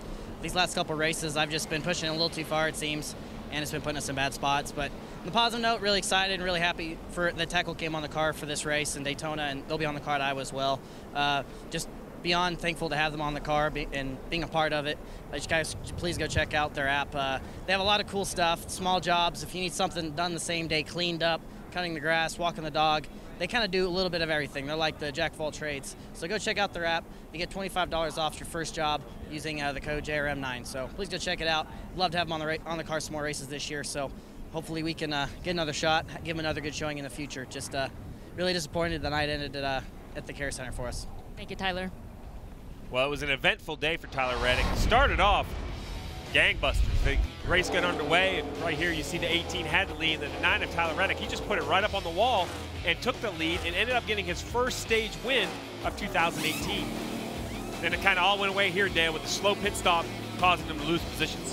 Yeah, the thing I'm going to do is, as an owner is go back and say, Tyler, you know, you understand the mistakes you made and try to remember those going through these next several weeks. We can't make these mistakes in the playoffs. Right, because this is the mistake. You saw him going to the rear because of the speeding that put him back. He's currently in the 20th position. Not where that car was going to run. It had more speed than that. And now the wreck wasn't his fault, right? I don't want to say, listen, you should have missed the wreck. It's really how you ended up back there. Kelly? As we see these cars coming down to pit road, they made a slew of adjustments for Kevin Harvick the last time around, helping him run the bottom of the track. This time he said he just needs a little bit more grip and he needs to be tightened up on exit. And then you look at the 0-0 of Cole Custer. What an impressive run he has had to start from the rear, make it all the way up into the top 3. They're going to give him 4 fresh Goodyear tires and Sunoco fuel, Marty. Christopher Bell said, I feel pretty good, honestly, with where we are chassis-wise. He said, I could afford to be maybe a little bit tighter where we're losing to those Fords. Horsepower, he said, I'm getting beaten there. Very tight race off pit road here. I believe Kevin Harvick, though, will win that race, Rick. An air pressure adjustment in an ice pack for Christopher Bell. Yeah, close race there. Kevin Harvick was able to edge out Kyle Larson. Christopher Bell dropped the spot coming off of pit road.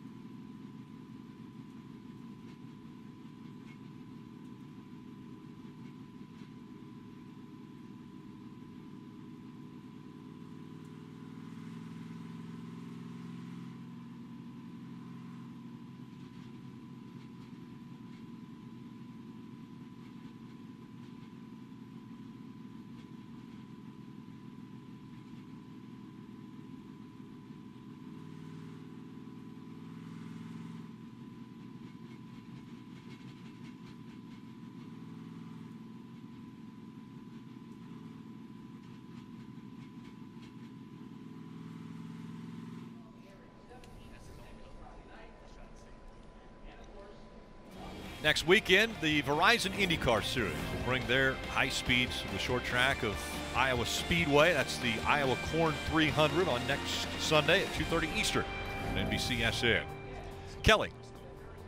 Back again at Medical Infield Care Center with Jeb Burton. I know this is not how you wanted to end your last start with RCR. You got 3 wide. Did you even know that you were 3 wide?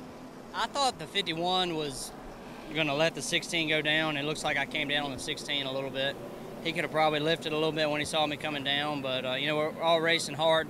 Hate that we tore up a race car. Really got to thank Estes and State Water Heaters for helping me and everybody involved in my program. Don't have many opportunities and hate to tear up a race car and just ran out of real estate right there. I probably shouldn't have came as far down the hill as I did, and the 16 could have left. We could have done some things a little different there, but, you know, it's racing and hate it got tore up, but we'll keep working and hopefully can get back here soon. Thank you, Jeb. And Kevin Harvick was on pit road just a little while ago. They tried to give him an ice bag, and this is what he had to say on the radio. Bag needs to be about half as big. Be a sandwich bag, not a. I mean, I can't get that in my suit. 10-4. We're gonna get that fixed right now.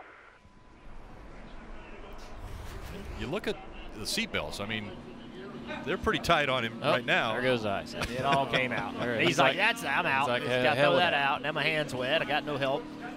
Get that out of here. Junior and I have been here. Here we are. Well, we got some water. And watch this right here. Yep. He's like, the well, only okay. thing that's going to cool me off is I'd like to be with Rutledge, but this is my second best choice. Yeah. Just dump it on I your always face. got nervous about that. Water on the face. Knock the radio out. Briscoe and Harvick making up row 1. Briscoe's on these old tires, man. He's going to move high here. Good, smart move. Briscoe didn't come to pit road. He stayed out. He was running way back in 16th, and he goes way high to let everyone by. 20 cars in the lead lap, so obviously his strategy is try to stay in the lead lap and catch a caution. He'll have a set of tires on everybody. Close call there. Christopher Bell moving down just a bit as Larson was trying to get by. Here comes Cole Custer now in the 00. Kevin Harvick out front. Kyle Larson running second. Christopher Bell, Cole Custer third and fourth.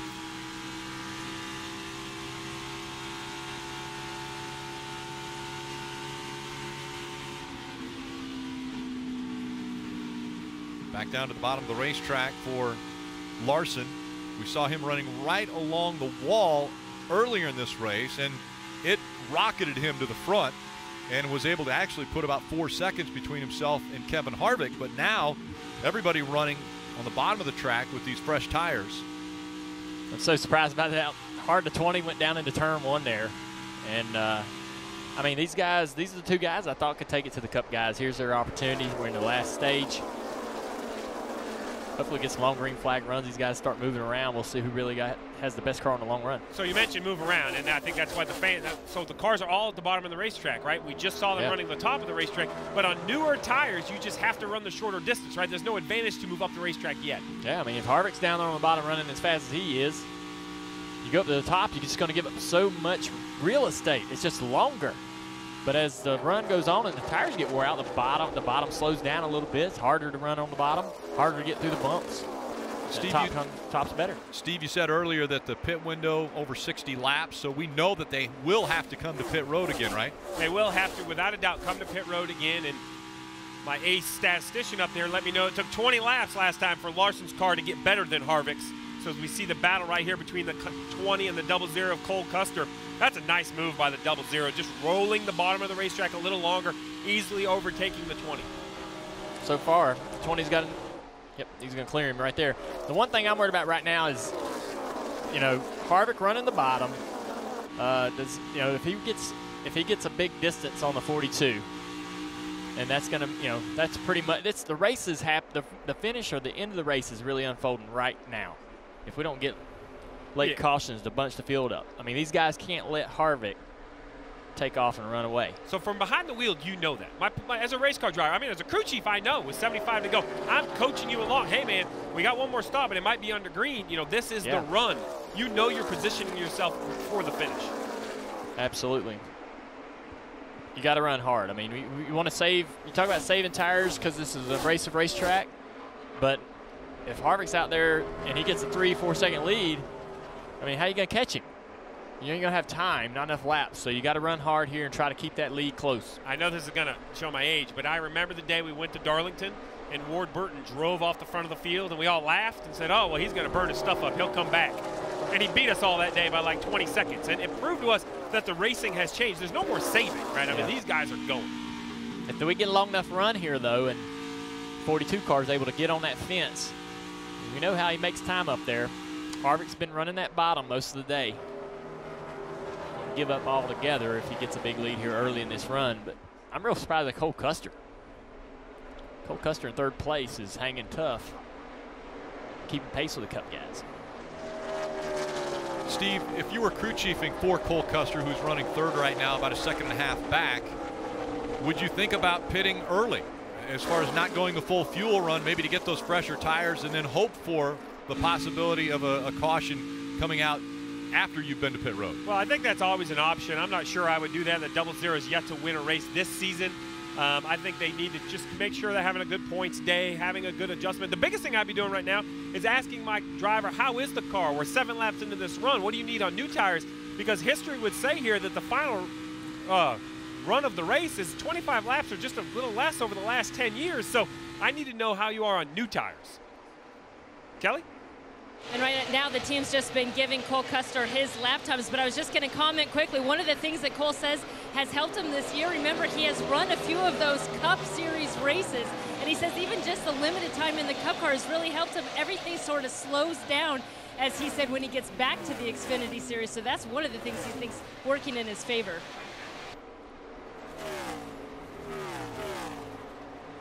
As To go back to the front of the pack, Kevin Harvick leading this group. We've talked about moving around the racetrack and Kyle Larson's strength later in the run. Well, I think right now what Kevin Harvick's got to do, obviously, is make the best lap time he can, but check that mirror out and have his spotter be watching Kyle Larson. And when Kyle Larson jumps to the outside and it's faster, then I think Kevin will have to make a decision to move to the outside as well. Well, you say check that mirror, Jeff, and that's exactly what he's going to have to do, because this bright orange number 42 of Kyle Larson is okay for the first 10 or 15 laps of a tire run, but as the tires wear, he goes on the fence better than anyone in the field. That's where he makes his lap time.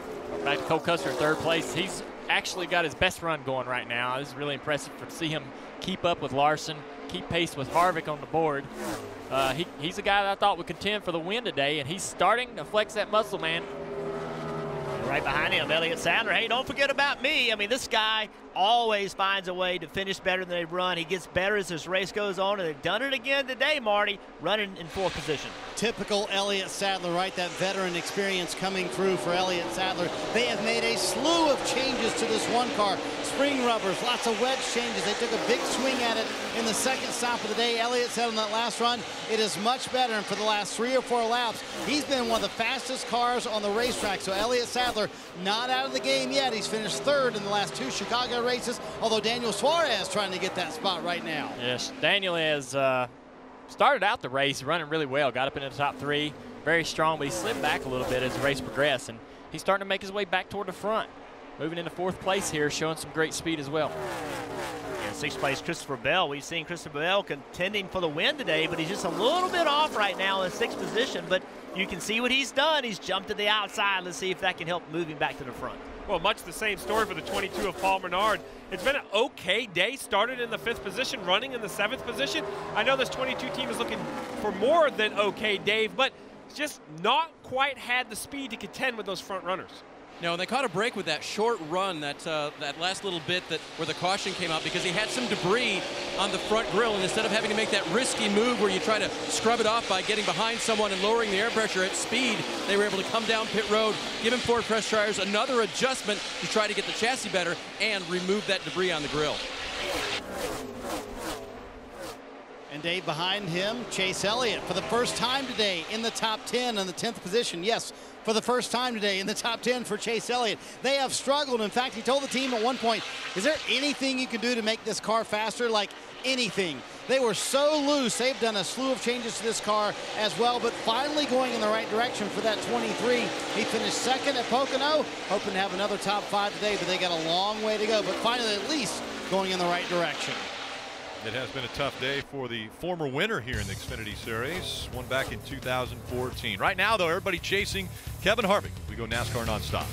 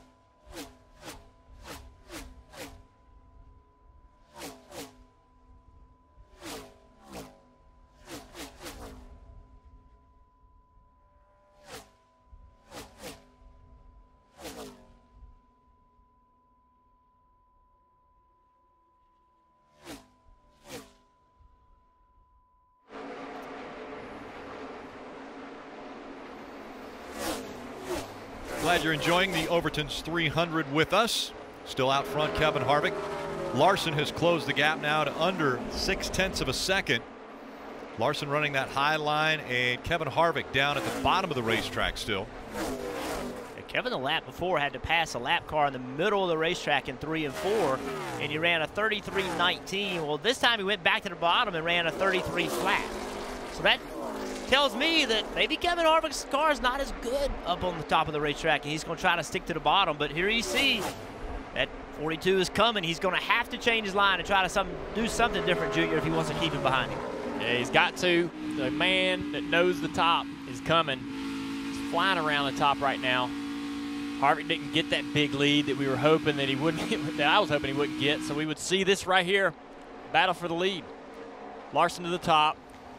Be interested to see if Harvick decides to try the top once Larson does get clear of the lead. Well, it's just what we saw before. This is 21 laps on the tires. So once again, Kyle Larson shows Jeff 20 laps, and his car has come in, and now the biggest concern normally you would say is hitting the fence would be the 42's thing. But Dale, he's so comfortable running the top of the racetrack. Yeah, I mean, I don't know how you go on the offense against what Larson's doing. Once he figures that top out and gets up there and starts making that kind of time, I mean, there's nothing you can do. Well, the only thing you can do now is get creative on pit road. Harvick is getting creative with his line. You know, he has moved up the track a little bit. He's a little bit higher than the middle. We saw him earlier in the race make that work and actually run back down the leader and battle for the lead there. So I think we'll see. Junior, I think one thing also that you got to keep in mind is what if you get a late race caution? I think Kyle Larson and his team, they've got to be thinking about that. Like right now, we know we're better on a long run, but what if the caution comes out with 15 to go and we stop and put tires on? We can't leave pit road with the same setup. We're going to have to make an adjustment to the car so Kyle can drive it and it's not too loose. And that right there is their biggest threat. Kyle talked about his car earlier in the race being tight on the bottom, and I'm sure they tried to make some adjustments to improve that, but they still aren't able to compete with Harvick when they're both on new tires. Down to Marty. Junior, Kyle Larson making it look easy when he uses that high line. Would you believe it if I told you Kevin Shiplett told me this morning, yesterday was the worst practice we've had all year long. They threw everything at this 42. He said it's going to be one of two things in the race today. It's either going to be sideways or it's going to be fast. I would vote that it's actually both, because we've seen him be loose today, Kelly, and clearly we're seeing him be fast now in the lead. Yeah, Kevin Harvick tried running up top in practice, but his preference is really just to run low. And then in this race, it just wouldn't work as well up top. So they have actually kind of worked and tuned this car to work better running down low. Kevin Harvick's saying right now he just needs the car to turn better as he runs. It's just getting a little bit too tight. The gap now between Kyle Larson and Kevin Harvick, almost 1.5 seconds. And again, at the end of stage 2, Kyle Larson had put 4 seconds between the top two. Well, let's see what happens right here with Harvick. He ran a 33.30 the lap before. Then that lap, he went to the top in 3 and 4, and he ran a 33.75. So if you're Kevin Harvick, you just gave up 3.5 tenths by running the top. You're seeing Larson do it, but you can't do it. Your car is actually slower. So now he went back to the bottom. Let's see what kind of time he runs.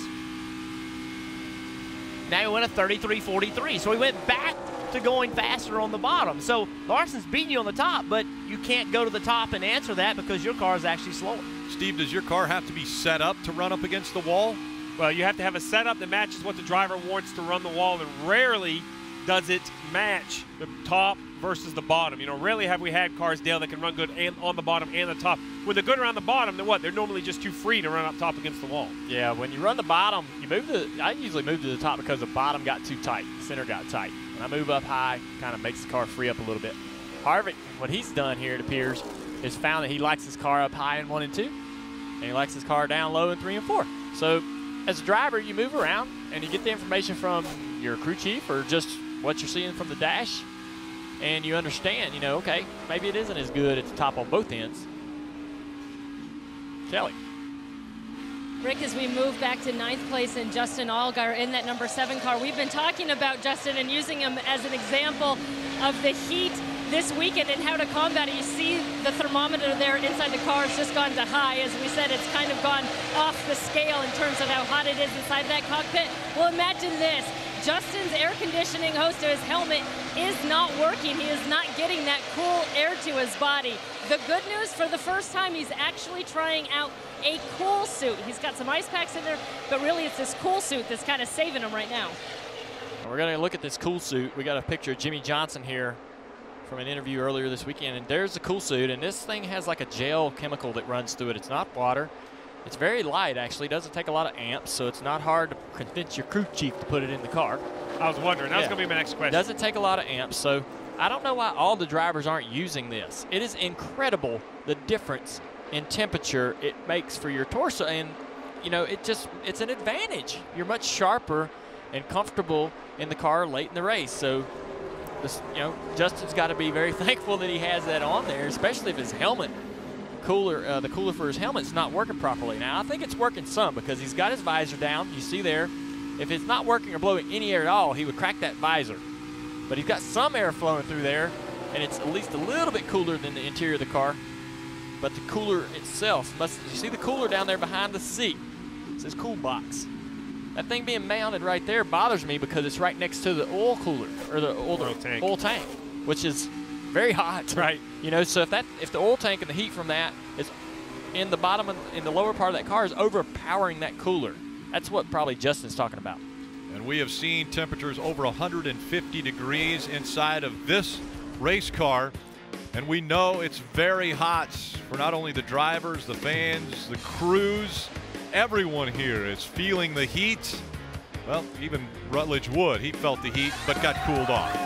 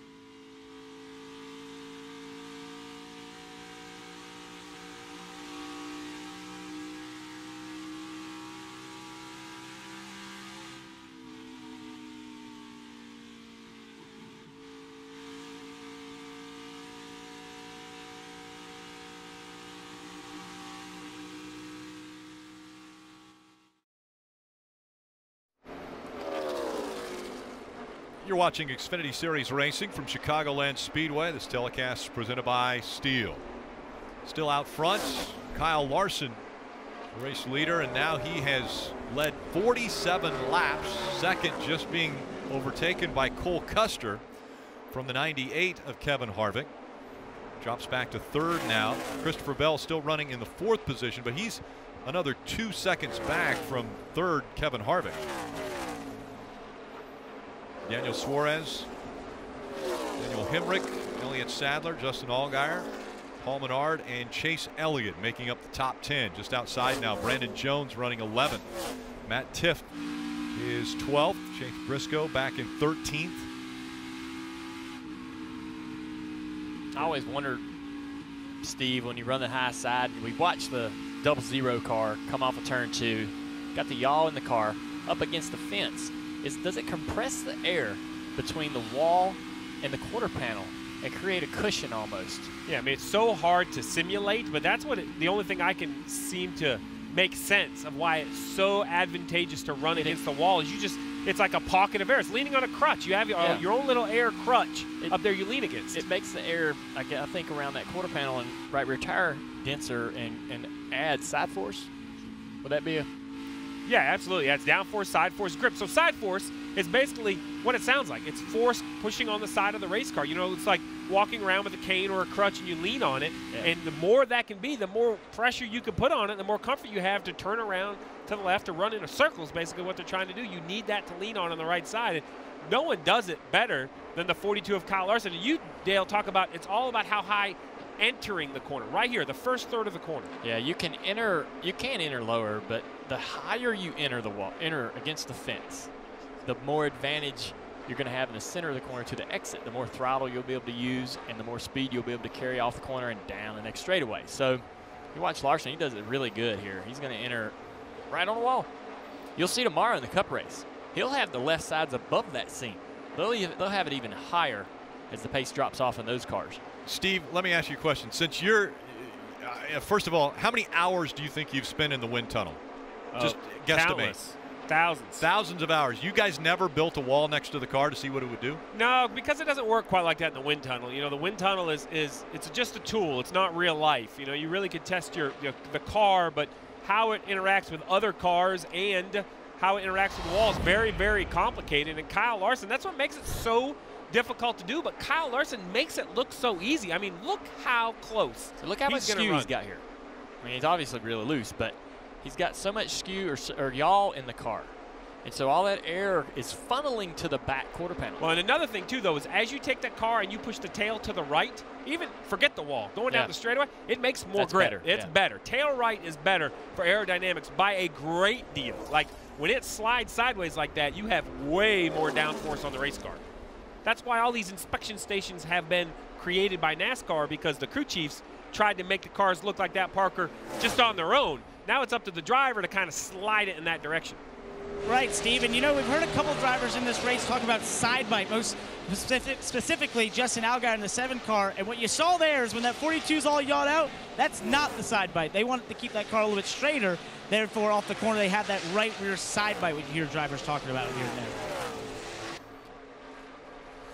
I want to take a look at our Toyota driver updates as we see Christopher Bell. He's currently running in the 4th position. Daniel Suarez just behind him in 5th, and Brandon Jones back in 11th. Christopher Bell was out front for 21 laps already today. Marty.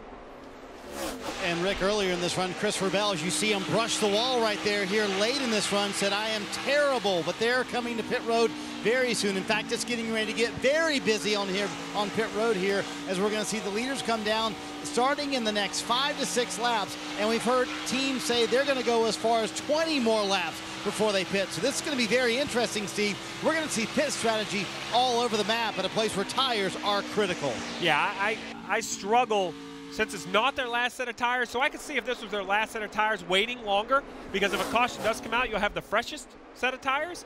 But since you have new tires to put on, if the caution comes out again, you'll just pit again.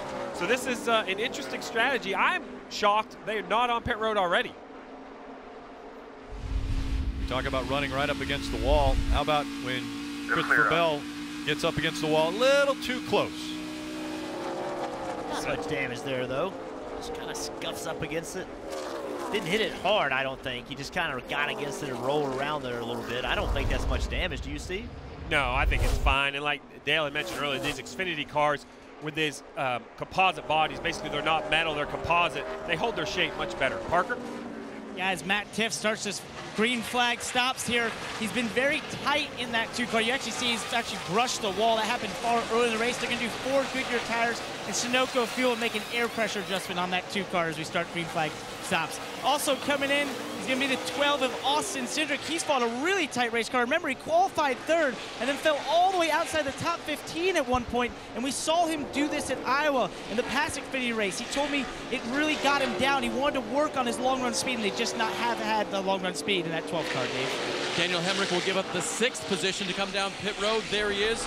Hits his marks perfectly. They will give him Sunoco fuel. Stalled it just briefly right there, and 4 fresh Goodyear tires. He said the car was getting just a little bit tight in turns 3 and 4.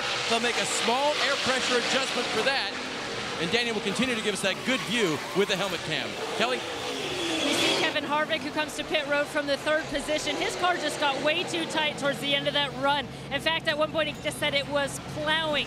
So they're going to give him 4 fresh Goodyear tires, make the adjustments, and send him on his way, Marty. Christopher Bell a little bit better towards the end of that run, Kelly, as we saw, did brush the wall. They're not too concerned about that, though. He said the car landing tight in the center for that 20 car, and you can see that right side damage for Bell. Not too concerned about it. He said they're going to worry about the tight condition with an air pressure adjustment. Elliott Sadler leaving his stall. He, too, said he was a little bit tight. A little bit of a yo-yo run there for Elliott Sadler. He said that he was very good at the beginning, kind of fell off in the middle, and then got kind of good towards the end of the run, Kelly. That's Cole Custer in that 00. He was matching Kyle Larson's lap times towards the end there, but he said he was just getting a little bit too loose towards the end of that run. It looked like they were held up just a tad bit on that right side of the car. Dave? Kelly, Daniel Suarez used the word loose for the first time during this run today. Just a little bit entering turn 3. He'll get a chassis adjustment for that. 4 Goodyear tires and Sunoco fuel, Marty. Leader Kyle Larson hoping to serve hold serve, I should say, here on pit road. He hits his stall. He said he wanted no changes, although the car has been clearly very free, especially when they run the very high line, but just 4 fresh Goodyear tires, Sunoco fuel to make it to the end. And as Steve pointed out, all of these teams do have another set of tires in case a caution comes out they could put on. 20 of Christopher Bell, too fast exiting. So a speeding penalty for the 20. He'll have to come back down pit road. That has been the nemesis of the 42 over the last 2 years. Last 2 races that he's been here. He has been caught speeding both times. He's finished 2nd in both of those races. He doesn't want to have that similar situation come up now. 30 laps to go. Brandon Jones is being scored as the race leaders. We see Harvick jump out off the bottom of the racetrack. Again, a very rough racetrack. And Cole Custer had a really good run going, and you know, these pit stops are so critical. You see he comes in pit road trying to carry as much speed as he can and slides through his pit. Cannot work on that car till he gets back in the box. Crew did a great job of not jacking it up, but that cost Cole Custer a ton of time on the racetrack. Unfortunate for Cole Custer. Also very unfortunate for Christopher Bell that we're looking at here in the 20. That speeding penalty will have to bring him back to pit road. Just a pass through, all yellows all the way through. All yellows all the way through. They want to make sure he doesn't get caught for speeding again on pit road when he's serving the penalty. Bell will give up 7th position to come to pit road to serve that penalty. Dave? 19 crew has not given yet on when they're going to come to pit road for their driver Brandon Jones. The car's been pretty good this run. It's just been a little bit tight in the center through turns 3 and 4. And remember the adjustment for Brandon Jones this year as he gets past there on fresh tires by Cole Custer. Crew Chief Chris Gabehart told me that coming over to this team and running up front as he has been a big adjustment for Brandon. And the things that you do when you're running up front are a little bit different than the things you were doing a little bit further back in the pack. So that's been good to see. Now it's just about what is the strategy and is it going to work out for the end of the race. We'll stand out just a little bit longer. Brandon Jones, the 21-year-old from Atlanta, Georgia, leading here at Chicago. But watch out, Larson lurking back there in 3rd as we go NASCAR nonstop.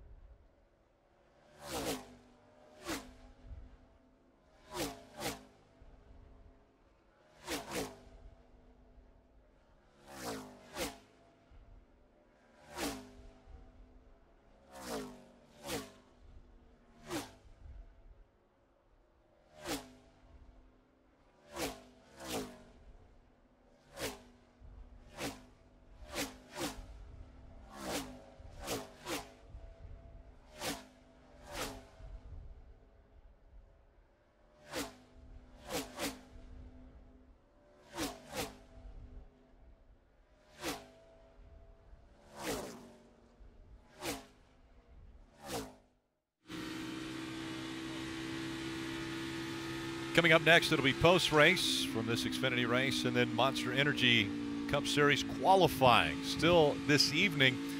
This has been an incredible race already, but I am really looking forward to next week, the High Banks at Daytona. The Xfinity Series will be 7:30 Eastern on Friday on NBCSN. And Junior, that's one of those races that I'm sure you feel so comfortable going back to a racetrack where you've had so much success. I've had the opportunity to call some of the racing at Talladega with you guys in 2016. We also did one of our mock broadcasts at one of the plate tracks this year. So it's a lot of fun to call those races. I know that already.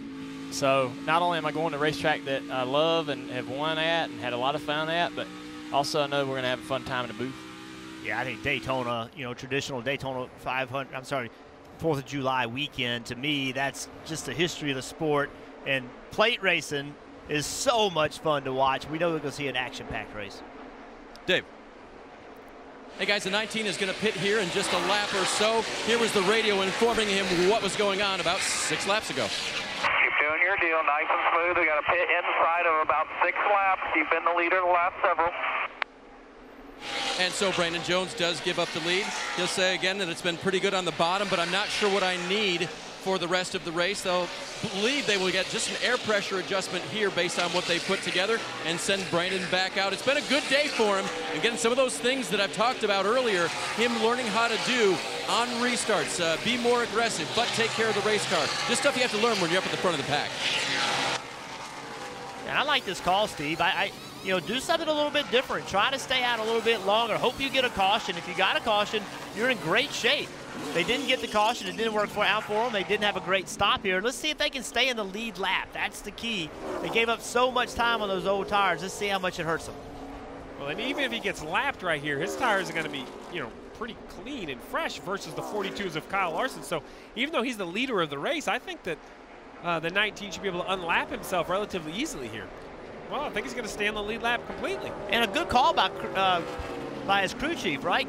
Chris Gravehart, he was watching. He knew how much time he could give up. He was giving up and how far behind Larson was and when he needed to put him on pit road so that he didn't get a lap down. That was a great call by Chris Gravehart. Well, the perfect scenario is a caution right now.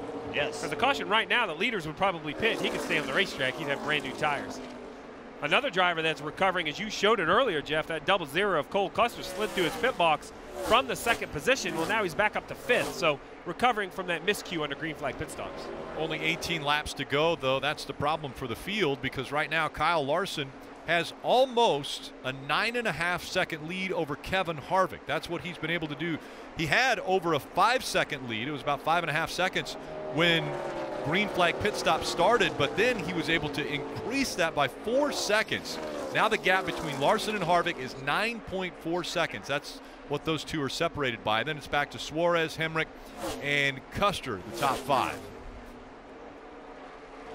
And another driver, we talk about some Xfinity guys having good runs. Daniel Hemrick, he has just clawed all day long. Hasn't had a winning race car by any means, but this is what they're starting to do. This is what you're starting to see from this 21 team. They're getting better as the race goes on. I think Daniel's learning how to drive this type of race car and doing a very good job, and they're running well. I mean, they're running in front of some really good teams. This is a team, I think, with just a little bit of improvement, you could see them contending to win this Xfinity championship. And you look at who's in front of him. He has 3 Cup regulars out in front of him with Kyle Larson, Kevin Harvick, and Daniel Suarez. So right now, Daniel Hemrick, the best of the Xfinity regulars, running up there in the 4th position, chasing after 3 veterans in the Cup Series.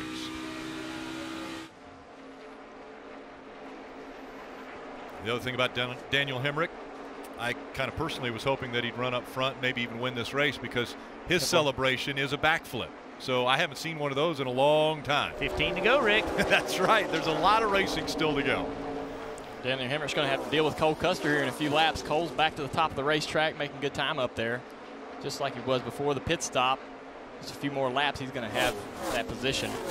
Well, and what I think makes this interesting is, remember, in just a few more weeks, when the playoffs happen, as we see Custer makes a move to the bottom, the Cup guys will be eliminated completely from this Xfinity racing. So, this may be the exact type of race we're going to see for the championship come Miami at the end of the year, all throughout the playoffs. Absolutely. I thought that the mistakes on pit road were going to doom the 0, but he's drove himself right back up into this race. We get a late yellow. Nobody's going to beat Larson without a yellow. So we get a late yellow. He's really sitting in a great position in 4th to still have a shot at it. He's got great speed right now. Cole's showing him, he's at times the best car in the race. The last time by, Brandon Jones having the freshest tires, he had the fastest lap, but then it was Cole Custer who had the second fastest lap. Kyle Larson wasn't even in the top 5 the last time by as far as fast laps. Yeah, we talked about the strategy with Brandon Jones, but think about the strategy we saw from the 60 car and Chase Briscoe. They stayed out on old tires, took a huge gamble. We're all kind of like, what are you doing, man? You're going to be in big trouble, but they ran well enough to keep themselves in position. And then they've come in and put on tires. He's in 11th position, so that was a really good call by that team, Parker.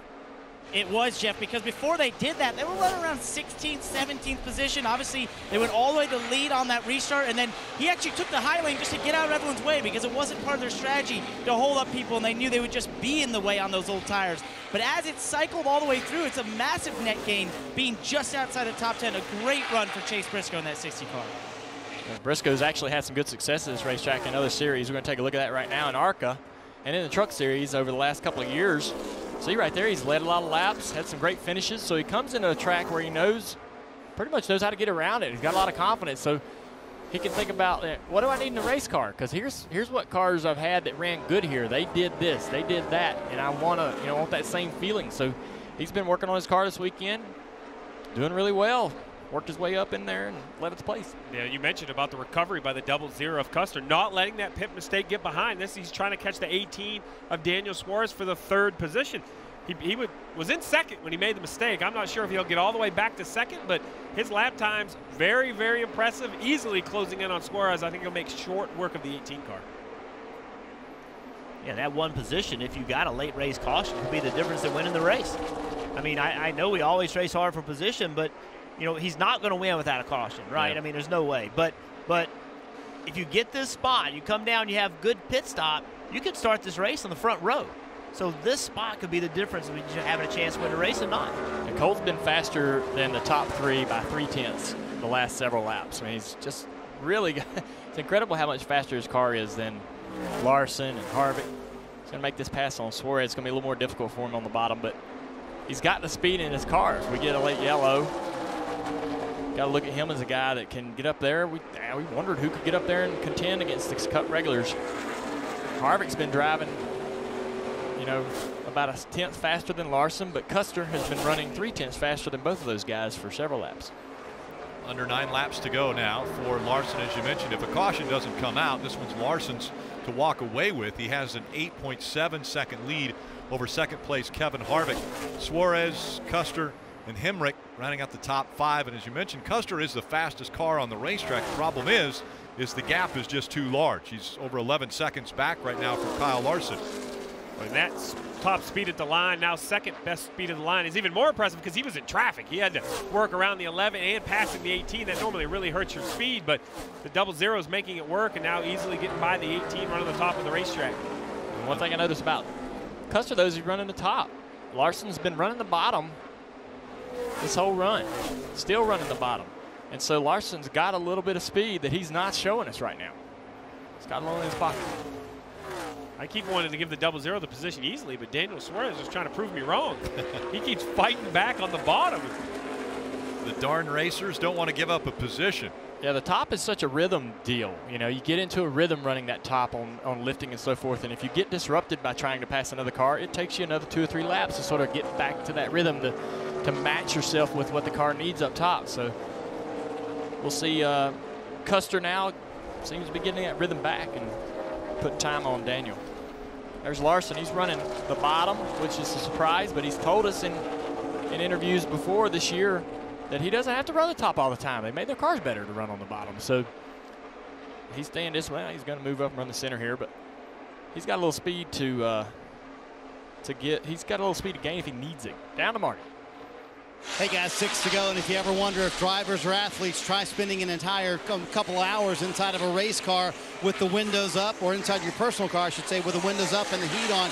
That's what these drivers have done today in a 150-degree race car. Chase Elliott's team has asked for medical personnel to meet him after the race where he's going to stop. So they're going to go to lug nut check. But I have a feeling he's not going to be the only one. These drivers are going to be laid out because it has been a grueling day inside that race car. Junior and Jeff, you know exactly what these drivers have been through today. Yeah, it is a long day, Junior. And I think, remember, there's some of these guys, Larson, Harvick, you know, Suarez, Chase Elliott, they're going to run tomorrow too. They have to recover. They've got to get themselves back in shape for tomorrow's race. Jeff, they got to qualify the Cup car here in a few hours. You see his hand out the window? You see Chase Elliott's hand out the window? That's just trying to get air inside that car. Anything you can do to bring something in, to get some air moving, it helps. And when you see a driver doing that on the green, you know he's hot. There's the double-duty drivers. The guys that we're talking about will have to qualify a little bit later this afternoon and then race tomorrow. So we always talk about the advantage of running the Xfinity Series for more track time. I think this might be one of the disadvantages, right? It's, can they recover? Can they get rehydrated and be their absolute best tomorrow in the Cup car? And you don't get to look at the weather forecast when you make your schedule. Yeah, right. You have no idea what the weather's going to be, so you just didn't expect these kind of conditions. Remember, they climbed into these cars a little after 2:30. So it has been almost 2.5 hours now that they have been in these cars. And again, the thermometer doesn't even read again. It just says high. It's been over 150 degrees inside these race cars for almost 2.5 hours now. Yeah, we know that thing will read 150. We saw it. We don't know how hot it is in there. Yeah, we've seen it go all the way up to 154, and now once again it reset it back to high. And I think Junior said it wanted to get out of there. It was done. Kyle Larson coming up on 1 lap to go, presented by Credit One Bank. One more time around for Kyle Larson, the 25-year-old who 20 years ago, when he was 5 years old, sat down and did an interview, and he told his mom and dad, he said, "I like to start in the back."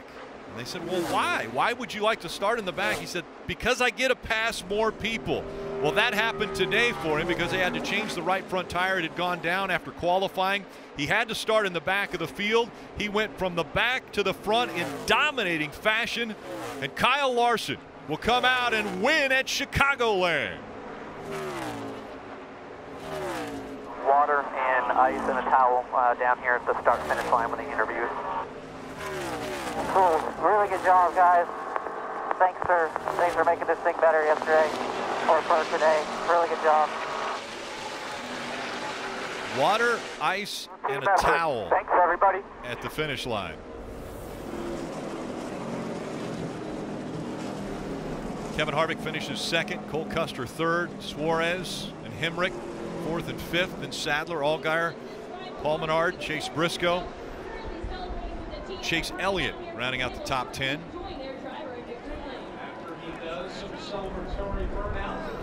The last 2 races here at Chicagoland, I mentioned before, speeding penalties on pit road had stopped him from getting to victory lane. Now he has a very clean race, only 4 cautions, and that separated the field quite a bit. Only 11 cars ended up on the lead lap. Christopher Bell finished 12th, and he was a lap down. I don't think Kyle Larson's too hot, too wore out. Drove all the way down to turn 1 to come back down the front straightaway with the winning net down. He's celebrating. He ain't no hurry to get out of that hot race car. He must be feeling pretty good right now. I just wonder what these other guys are going to look like as they start to peel out or pour out. Yeah, it might be. He's got his helmet off and out the window.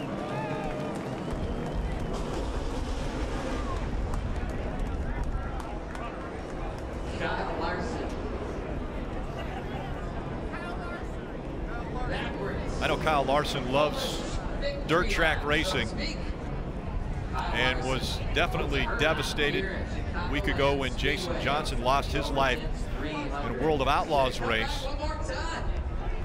And I know these guys are always thinking about their racing brethren. So seeing Kyle Larson put the helmet out the window there, trying something a little new now for celebration for Kyle Larson. As who will park it right there on the finish line.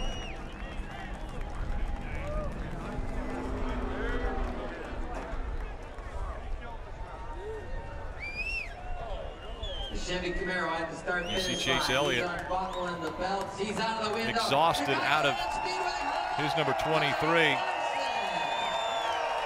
It's just an Xfinity race. Imagine what these guys got to go through tomorrow. More miles, more heat. Let's go to Marty. Kyle Larson, a lot of sweat. There's a towel and cold water for you, Kyle. And I got to ask you, if I'd have told you yesterday afternoon after how bad this car was, you told me it was bad. How bad it was, would you have thought this was possible to be such a dominant car today? You know, there's always hope with this team. You know, there's been a lot of times I feel like where I'm not good in practice, and then Chiplett and Davin and all the guys make it a lot better for the race. So hats off to them. Thank all you fans for coming out. I know it's super hot out. It's extremely hot in the car, so thanks for bringing some water. But yeah, great Ineos Chevy. You know, this is Ineos's, I guess you can call it home track. They're a Japanese company, but they are here in Chicago. So nice to have all them here, and glad to finally get them win here in Chicago. Was this among the most difficult conditions you've ever faced in a race car? We saw Justin Allgaier's car over 150 degrees at times inside the race car for him. Yeah, it's pretty hot. Yeah, I would say I'm pretty dehydrated right now, but adrenaline's kicking in, so just can't say enough about this race car. You know, we were really bad yesterday, so it's cool to get a win. Certainly good when you have a car that good and you can be out front. Kyle Larson wins here at Chicagoland. The thoughts of Kyle Larson stopped at the start-finish line. He will head over to Gatorade Victory Lane. Such incredibly tough conditions for these drivers, crew members. You didn't see a lot of celebration. You saw mostly exhaustion out of these drivers.